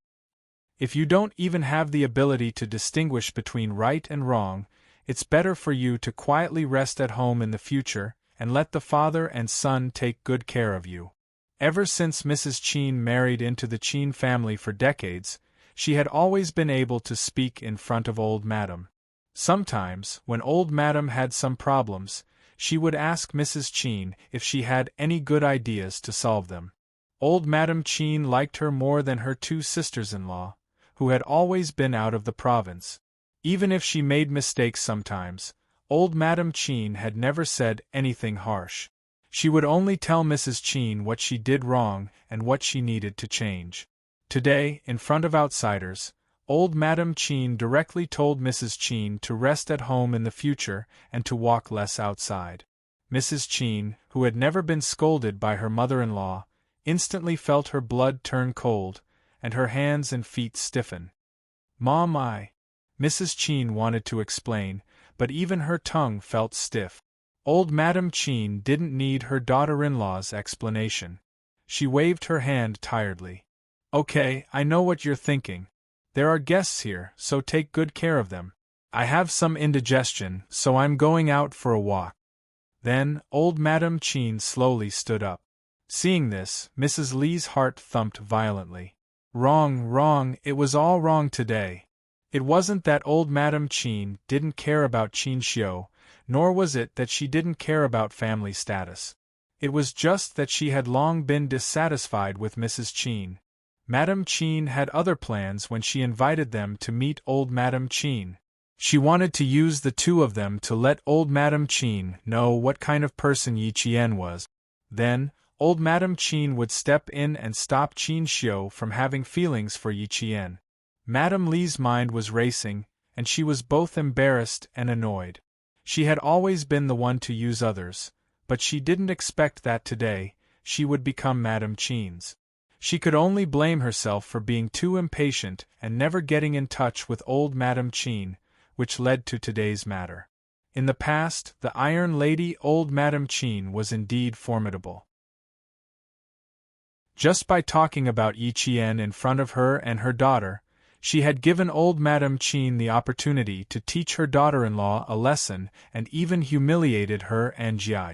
In the future, if she wanted to please old Madame Qin, there would be no way. At this moment, Madame Li knew that her daughter had made a mistake by marrying into the Qin family and had no other choice. Not only did she have no other choice, but old Madame Qin would also think that they were uneducated and only knew how to gossip. If Madame Li could think of this, then so could Du Jiai, who was smart and calculative. With a layer of lime powder on her face, she became calmer and calmer. Seeing old Madame Qin slowly walk out with the help of the servants, Du Jiai, whose eyes darkened, gritted her teeth and suddenly got up to walk quickly toward old Madame Qin. Grandma Qin, please wait. The young woman's legs were good, so she quickly ran to old Madame Chin. Under old Madame Chin's gaze, which was so faint that it made her panic, Du Jiayi bowed deeply to old Madame Chin. Seeing this, Madame Li, whose face had been tense, immediately breathed a sigh of relief. Chapter 50-93. Mrs. Chin pushed Mrs. Li and her daughter out to get Mrs. Chin to help her. Mrs. Li, on the other hand, felt sorry for her daughter who wouldn't marry anyone other than Qin Xiu, so she made a mistake and fell into Mrs. Chin's trap.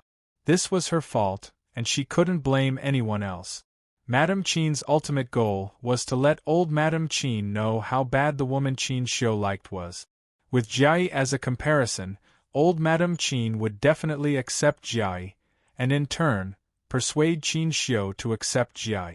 Therefore, she had no right to blame Mrs. Chin and could only accept it. In order to let her daughter get what she wanted, she accepted it.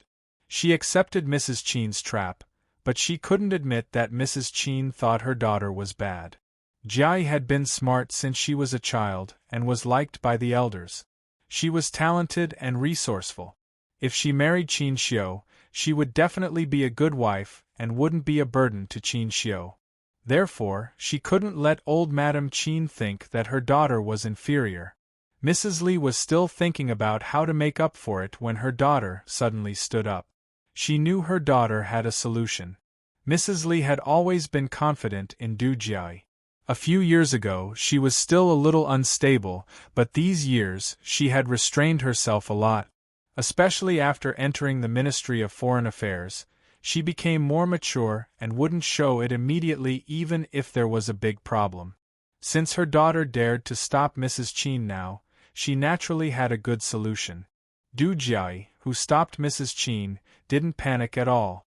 She stood there like a blooming flower, beautiful and generous. She bowed deeply and then slowly stood up to thank her sincerely. Grandma Chin, Jiayi already knows where she was wrong. Thank you very much for your advice. Jiayi won't make similar mistakes in the future. Although Jiayi is in the wrong, Grandma Chin, every word that Jiayi said is absolutely true. Old Madam, please investigate thoroughly. This was a desperate struggle to survive. A girl who could take the initiative to admit her mistake, and it was the first time she met her. Mrs. Chin couldn't help but think highly of Du Jiayi.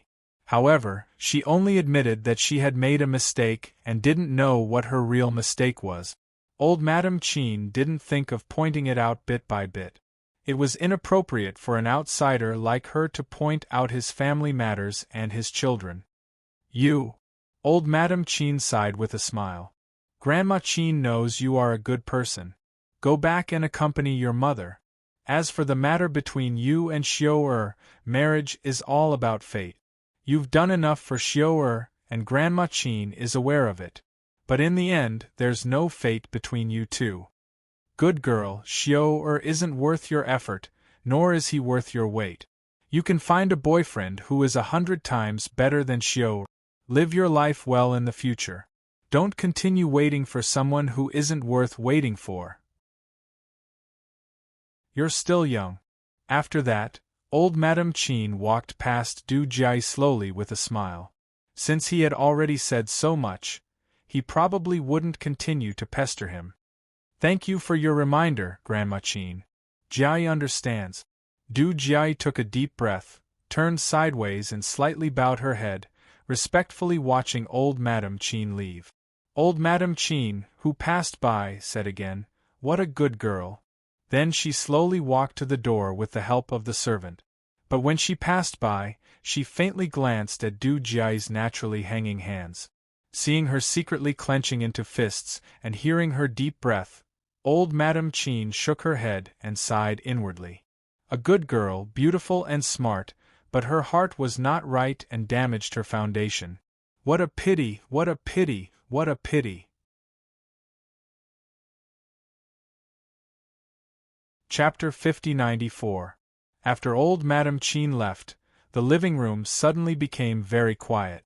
Du Jiayi sat back on the sofa and said softly, "Auntie, my mother and I will visit Grandpa Chin and Grandma Chin again next time. I think Auntie will stay with them later, so I won't go shopping with you in the afternoon. The original plan was to have lunch with the Chin family and go out together in the afternoon. Now that things had come to this, how could she be in the mood to go shopping in the afternoon? Madame Li's heart was throbbing with pain. No matter how angry she was, she could only hold it in. Hearing this, she calmed herself down and said, "Ah, you, accompany old madam. Old madam is old and doesn't care much now, so she naturally thinks everything is good. Today I was the bad guy. For Jiai and Xiu'er I lost my face. I only hate myself for not being able to persuade old madam. I think old madam is still angry with me for talking too much. You are old madam's daughter-in-law. Help me apologize to old madam and talk to her for a while. I believe that old madam understands. It's just that she won't be able to accept it in such a short time." Her daughter ran to apologize to old madam and said that she would visit them again next time. However, she still didn't give up on Qin Xiu. She also didn't want to give up on Qin Xiu as her son-in-law. Both mother and daughter took turns to comfort Madame Qin. Finally, Madame Qin's complexion improved a little. She held Madame Li's hand and said sincerely, "You know how much I like Jiai. Otherwise, why would I bring Jiai to visit the two elders? I was wrong today.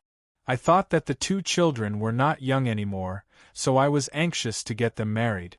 That's right. If not, Madame Li wouldn't have let it go today. It's all for the good of the children. I can understand.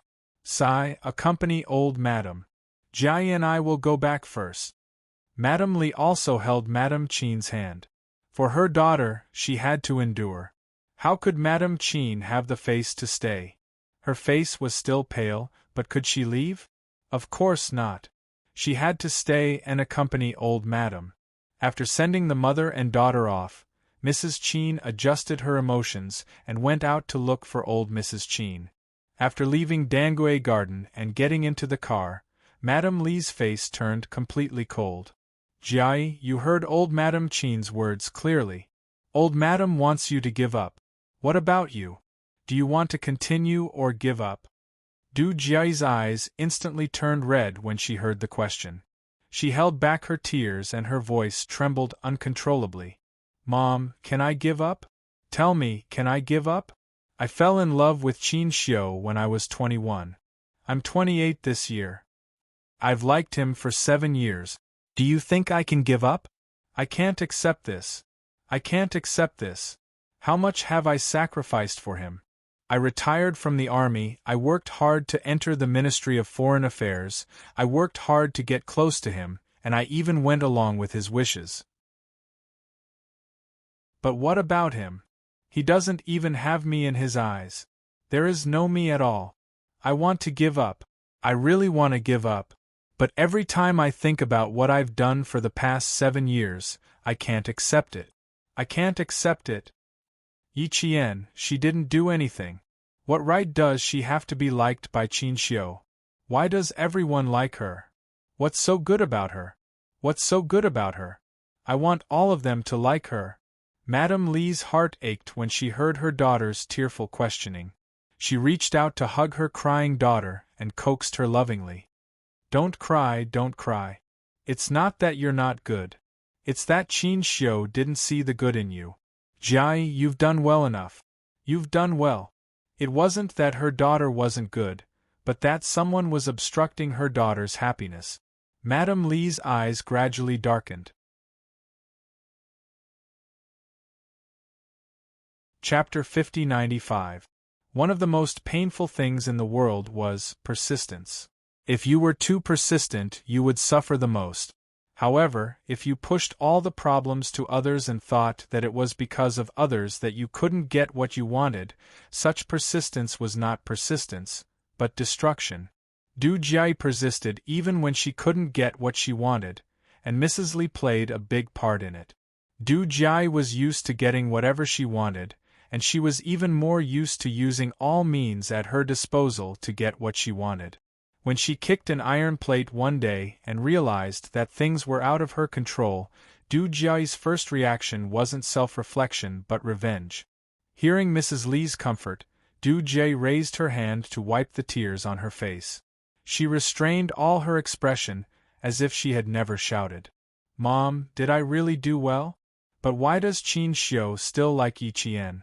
Do you think that without her, everything will be better? Will it be? Will it be? There was a twisted persistence in her voice. Mrs. Li hugged Du Jie tightly and said slowly word by word, "Don't think too much. I said you did a good job, but Qin Xiu didn't see how good you are. Jie, I know Qin Xiu is a good person, but I want to see you live well. You've worked hard and put in a lot of effort. I know that, and so does your Aunt Qin." However, Mrs. Qin was right. You and Qin Xiu are not destined to be together. You are not destined to be together. Qin Xiu was not only chosen by Du Jie, but also by Mrs. Li. He had a good character and family background. In addition, Qin Xiu was very outstanding. In the whole capital, as long as there were daughters of marriageable age and knew the Qin family, basically all of them were interested in him. In addition, Mrs. Qin was more active and attended some of the upper-class gatherings from time to time. It could be said that Qin Xiu was much more popular than Xia Jinyuan. In the face of such a good son-in-law, Madame Li asked her daughter Du Jie to give up. She couldn't bear to see her daughter continue to waste and suffer. Old Madame Qin's attitude also made Madame Li realize how difficult it was for her daughter to marry into the Qin family. Even if Madame Qin agreed, as long as Qin Xiu didn't agree, old Madame Qin would definitely stand on Qin Xiu's side. She wouldn't force Qin Xiu to lower her head because of this. Realizing that Madame Qin couldn't decide Qin Xiu's marriage, Madame Li knew that it was difficult to continue. Now, seeing that old Madame Qin was obviously on Qin Xiu's side and wouldn't come forward to deal with it, Madame Li knew that it was useless to continue. Now that things had come to this, she didn't want her daughter to continue suffering. It had been 7 years. Since they weren't fated to be together, it was better to let go. Letting go sounded easy, but it was far too difficult to do. Especially for people like Du Jie, who couldn't get what she wanted, it was a perverted obsession. Asking her to give up now was undoubtedly worse than killing her. Mom, do you mean that I should give up Qin Xiu to Yi Qian? Du Jie smiled. It was a cold and gloomy smile. I admit that I lost to someone who's better than me in everything. But I won't admit that I lost to Yi Qian. I definitely won't admit it. Du Jie wasn't the only one who didn't admit it. Even Madame Li herself didn't want to admit it. Her daughter was outstanding in every aspect. She was talented, beautiful, and had a good family background. Yet, she was defeated by a girl from a remote village who only wanted to climb up the social ladder. Madame Li couldn't accept it in her heart. How could her daughter, who she had carefully raised, be defeated by a girl from a remote village? Chapter 5096. Madame Li would never admit that she had lost, just like how Du Jie would never admit that she had lost. Their pride would never allow them to lower their heads and admit defeat. Madame Li also didn't think that Yi Qian had won just because her daughter had lost. She let go of her arm and held Du Jie's hand with one hand. Seeing that her daughter's eyes were red from crying, Madame Li's heart ached for her daughter. She pulled herself together and said in a low voice, "Yi Qian and Qin Xiu aren't together. Jie, you didn't lose. I didn't ask you to give Qin Xiu to Yi Qian. Madame Qin has a strong opinion of Yi Qian. She will never agree to let Yi Qian marry into the Qin family and become her daughter-in-law. Although old Madame Qin supports Qin Xiu, she will definitely take what we said today to heart. She will definitely investigate in secret. As long as old Madame investigates and finds out what kind of person Yi Qian is, no matter how much Qin Xiu likes her, and no matter how much old Madame loves Qin Xiu, she will never agree. So, you didn't lose to Yi Qian, and Yi Qian will never win against you. I won't give her a chance to win against you. Won't give Yi Qian a chance to win against me? Du Jiai stared at Madame Li, who had always supported her. She then looked down at her hand that was being held. Just like when she was a child, when she was wronged, this pair of hands had always persisted and never changed. Mom, as long as Qin Xiu likes Yi Qian will win against me. As long as she's fine, she will win against me. As Du Jiai spoke, she slowly looked up and stared at Madame Li. Mom, where did she come from? Can we send her back there? She couldn't get Qin Xiu because Qin Xiu fell in love with Yi Qian. He liked her so much that he didn't give her another chance. Although she had never heard Qin Xiu admit that he liked Yi Qian, nor had she seen the two of them together, she still felt a stab in her heart. This stab pierced her heart until it was dripping with blood. Every time she thought about how the man she had liked for 7 years liked a mountain girl whom she looked down on and who didn't deserve Qin Xiu's love, her heart would always hurt. Now he was telling her that she and Qin Xiu were not fated to be together. Fine, she accepted it.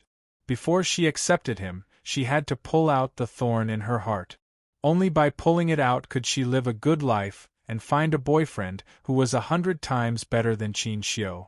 In the face of her daughter's calm request, Madame Li took a while to answer. Okay. She had known about Yi Qian's existence since her freshman year through Yi Jifan's family. At that time, she really didn't expect that she would become an obstacle to her daughter's happiness. If she had known that she would be a hidden danger, she would have dealt with her with Yi Jifan's family back then. Although it was a little difficult to send her back to where she came from, as long as she thought of a plan, it wasn't impossible. As the car drove steadily, Madame Li, who was sitting quietly in the car, began to plan in her heart. Seeing this, Du Jiai tilted her head to look at the passing scenery outside the car, the corner of her lips curling into a cold smile. Yi Qian, you want to compete with me? Do you have the right to? Don't think that just because Qin Xiu, Xia Jinyuan, and Li Jinyan are protecting you, we can't do anything to you. You're just an orphan and you want to have a meteoric rise? Ha, dream on. At the Fu family's residence in Dangue Garden, old Madame Qin, who had just arrived, heard her husband laughing loudly. You have a navy and an army. You only need an air force to complete the navy, the army, and the air force. Why don't you let Miss Jian join the air force? The 3 of you are just right.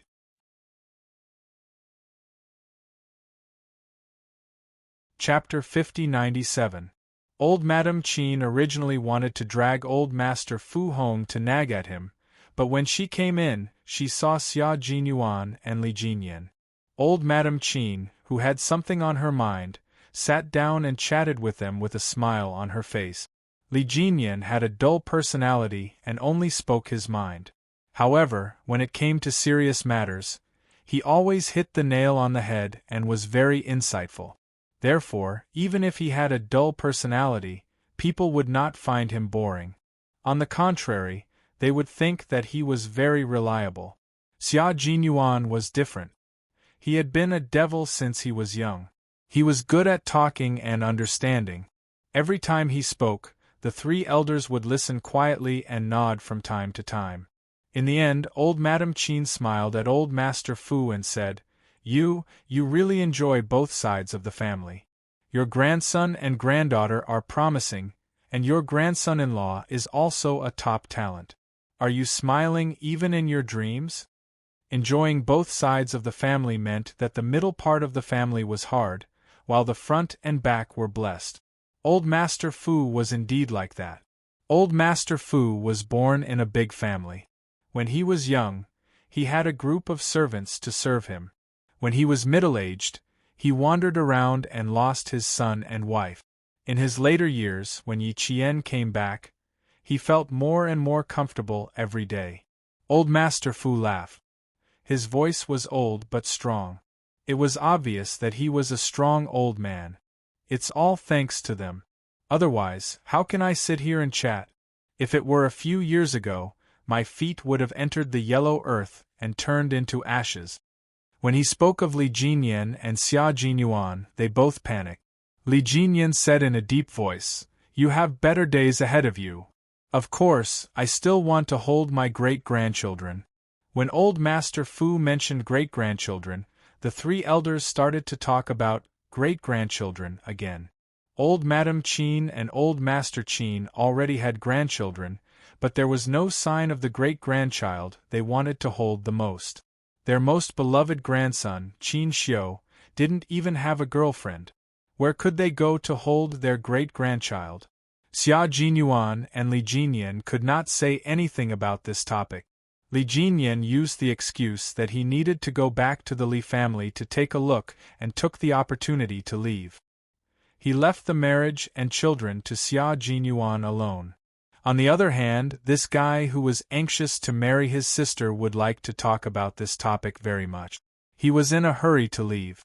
Xia Jinyuan naturally stood up and said that he would send him off.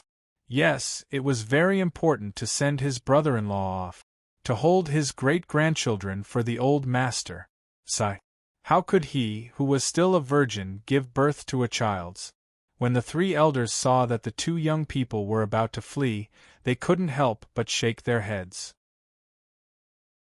Seeing that the two young people were about to leave, old Madame Qin suddenly exclaimed and stood up with her hands on her legs.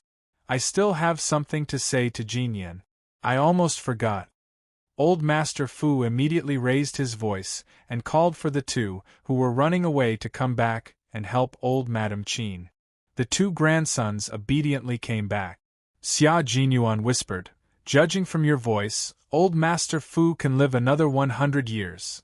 Do you want to? Li Jinyan asked coldly. Xia Jinyuan choked. He really did not want to. Then you can live another 20 years. He had to win back the situation. Li Jinyan did not rebuke him. He also hoped that he could live another 20 years. They supported old Madame Qin until they left the courtyard. Old Madame Qin smiled at Xia Jinyuan. How are you and Unyielding recently? Although you're both in the army, it's still rare to see you. The sudden mention of Yi Qian reminded them of Mrs. Qin's complaints in front of old Master Fu yesterday. Their expressions suddenly turned cold, and they faintly felt that old Madame Qin had something to tell them. Chapter 5098. Xia Jinyuan smiled politely and replied, Thank you for your concern, Grandma Qin. Jane Eyre and I are very close. I just spoke to her on the phone a while ago. That's good, that's good. That girl has suffered a lot. You have to treat her well. Granny Qin may not be the girl's biological grandmother, but she has a good relationship with your grandmother. If you bully the girl, Granny Qin won't let you off easily. Sigh, it's not meant to be. Xiao likes that girl, but she's a couple with a guy with a family. Xia. It's too late even if Xiao likes her. Xia Jinyuan repeatedly said, I don't dare. Then, he talked about how Yi Qian had graduated from the military academy last year and was now working in the army. Grandma Qin nodded as she listened. That's good, that's good. That girl is good. She has a foothold wherever she goes. She's not like what some people say.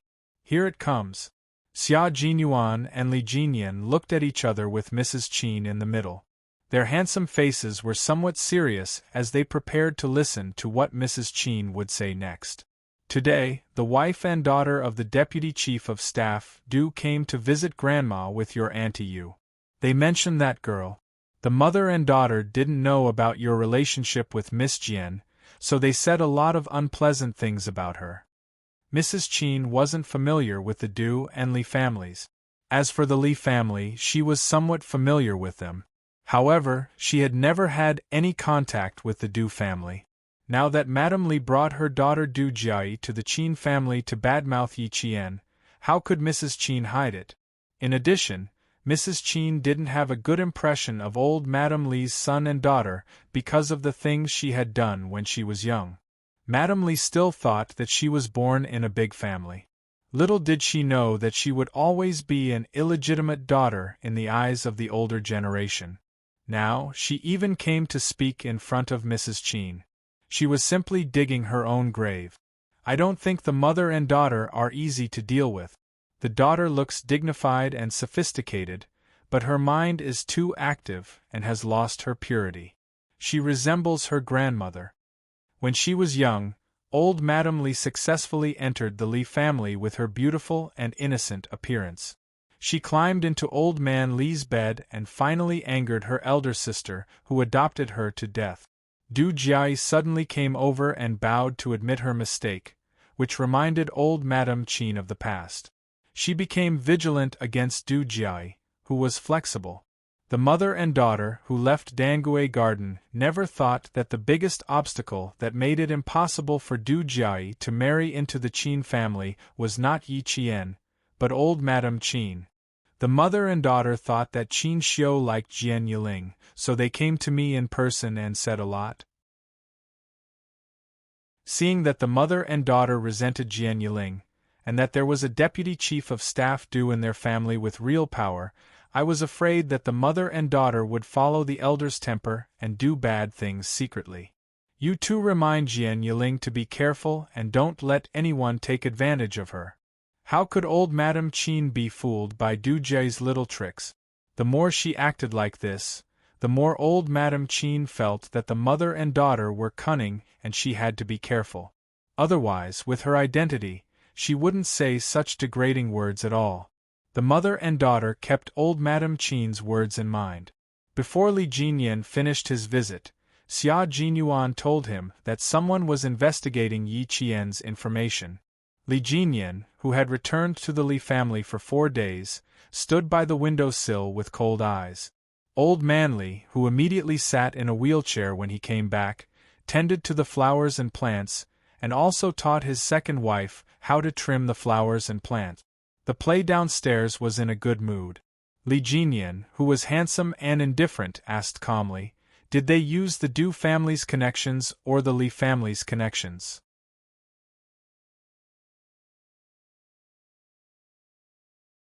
Chapter 5099.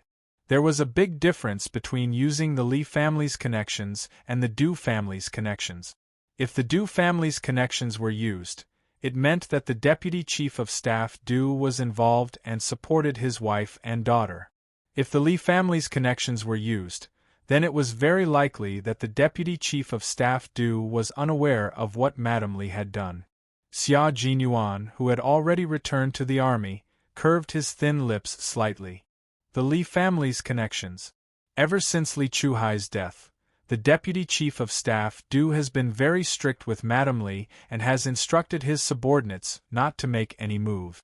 Madame Li might be able to make use of the Li family's connections, but why would old man Li be willing to do so? Li Jinyan retracted his gaze from outside the window and pulled the curtains shut. He sat back down on the sofa he usually used for reading. His straight and slender legs were casually crossed, and there was a hint of laziness in his icy temperament. Someone has to come forward to continue investigating Li Chuhai's death. How can someone who pretends to be paralyzed at home come forward?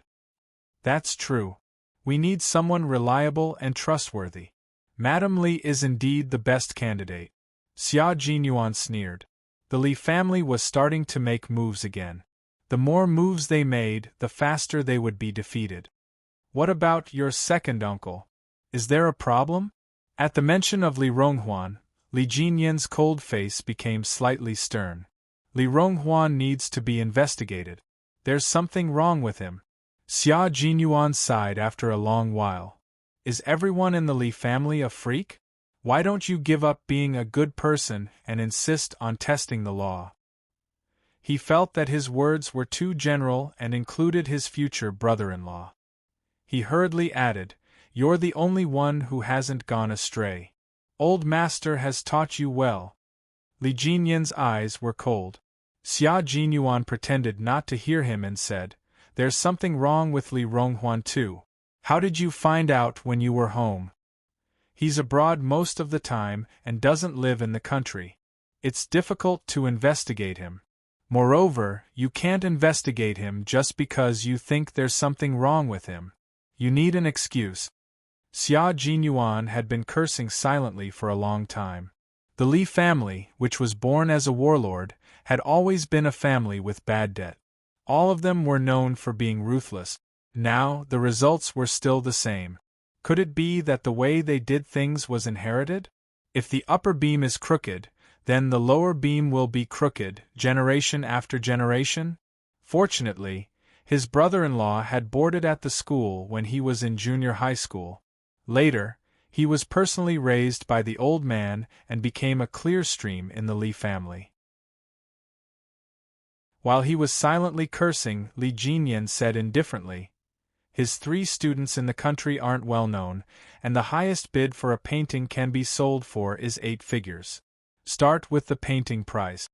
After Li Jinyan finished speaking, Xia Jinyuan furrowed his brows. "You suspect that he's been laundering money?" He didn't expect Li Ronghuan, who was thought to be the least like a member of the Li family, to be such a vicious person. After being away for so many years, how much dirty money had been laundered by him? How much could he have laundered in the country? Xia Jinyuan's mouth was pressed tightly. His dark eyes were cold. "Do you have any leads to file a case?" There was no way to deal with money laundering abroad, but there was a way to deal with it domestically. "How do you plan to investigate Li Ronghuan?" Xia Jinyuan asked again.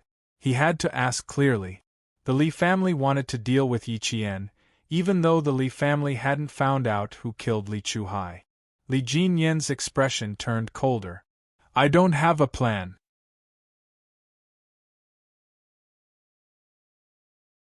Chapter 5100.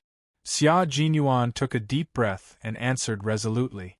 However, he also had clues on his side, and he might have a new breakthrough if he connected the dots. The company that Li Chuhai took over after returning to China is currently in liquidation and has filed for bankruptcy. The person in charge is Li Yuan. The bankruptcy filing and liquidation of all the information can also be used to launder money. Old Man Li wanted to find out who killed Li Chuhai, and he had already started investigating what happened more than 20 years ago. Even Yi Qian's mother, Sun Xueqing, was included in his investigation. Fortunately, Commander-in-Chief Xia was one step ahead and erased all traces in advance. In addition, Li Chuhai deliberately erased all traces of Sun Xueqing, so Old Man Li had no clues even though he already had some suspicions. He also didn't know who the soldier that his son ordered to kill was. In addition, Old Man Li had a stroke, and the Deputy Chief of Staff Du was implicated because of Mrs. Li, so the two families had to be honest. In less than 3 years, they started again after Li Ronghuan frequently returned to China. This time, their actions were much bigger than before. The two exchanged information with each other. Old Man Li, who was pretending to be trimming the flowers and plants outside, said with a gloomy face, "Why hasn't he left yet? Ronghuan will be back in the afternoon. Find a way to get him out as soon as possible." Ronghuan, born of the first wife, was now Old Man Li's most trusted son. As for the eldest son's family, Old Man Li didn't even want to acknowledge the eldest son if it wasn't for the fact that his second wife was introduced to him by the second wife. Old Man Li didn't want an eldest son who didn't care about his younger brother and didn't help him at all after the incident. Old Lady Li, who was holding a pair of scissors in her hand, cut off a leaf with a click. She looked in the direction of the second floor with deep disgust in her eyes. She had always been good at pretending. She was obviously disgusted, but in the blink of an eye, she could pretend to be kind and magnanimous. Jinyan wants to come back. As his grandmother, how can I stop him? Master, the most important thing for you now is to relax and take care of your body. Although Ronghuan came back, she was not my biological daughter after all. Also, Master, to tell you something you don't like to hear, Ronghuan is too gloomy. I don't dare to talk to him. I feel that Ronghuan still blames me for what happened in the past. Master, you intend to let Ronghuan investigate Chu Hai's matter, but why do I feel so uneasy? How could old Madame Shaoli be at ease to let the first wife's son, who had been tormented by her, investigate her own son's death? Old Manly didn't take it seriously and replied firmly, "Don't worry, it's best to leave it to Rong Huan." "Alright, don't worry about it. Think of a way." Before Li Jinyan could finish his sentence, a servant rushed over. Li Jinyan, who had just ended the call, stood up and saw Old Manly, who was pretending to be trimming the flowers and plants, being pushed back into the house by a servant. Li Jinyan looked at the luggage that had been packed and placed at the end of the bed. It was just a small navy blue luggage. He picked it up and left. Before he went downstairs, he heard an unfamiliar voice. "Why are you still in a wheelchair at home? Doesn't Auntie know how to take care of people? Do you want me to hire a few good caregivers to take care of you?" This voice was a little careless and rude, and it was a little arrogant, as if she didn't take Old Lady Li seriously. Li Jinyan stopped in his tracks. "You're tuning in to the Phoenix Nights YouTube channel. Don't forget to subscribe and join us on this journey to catch the most captivating stories.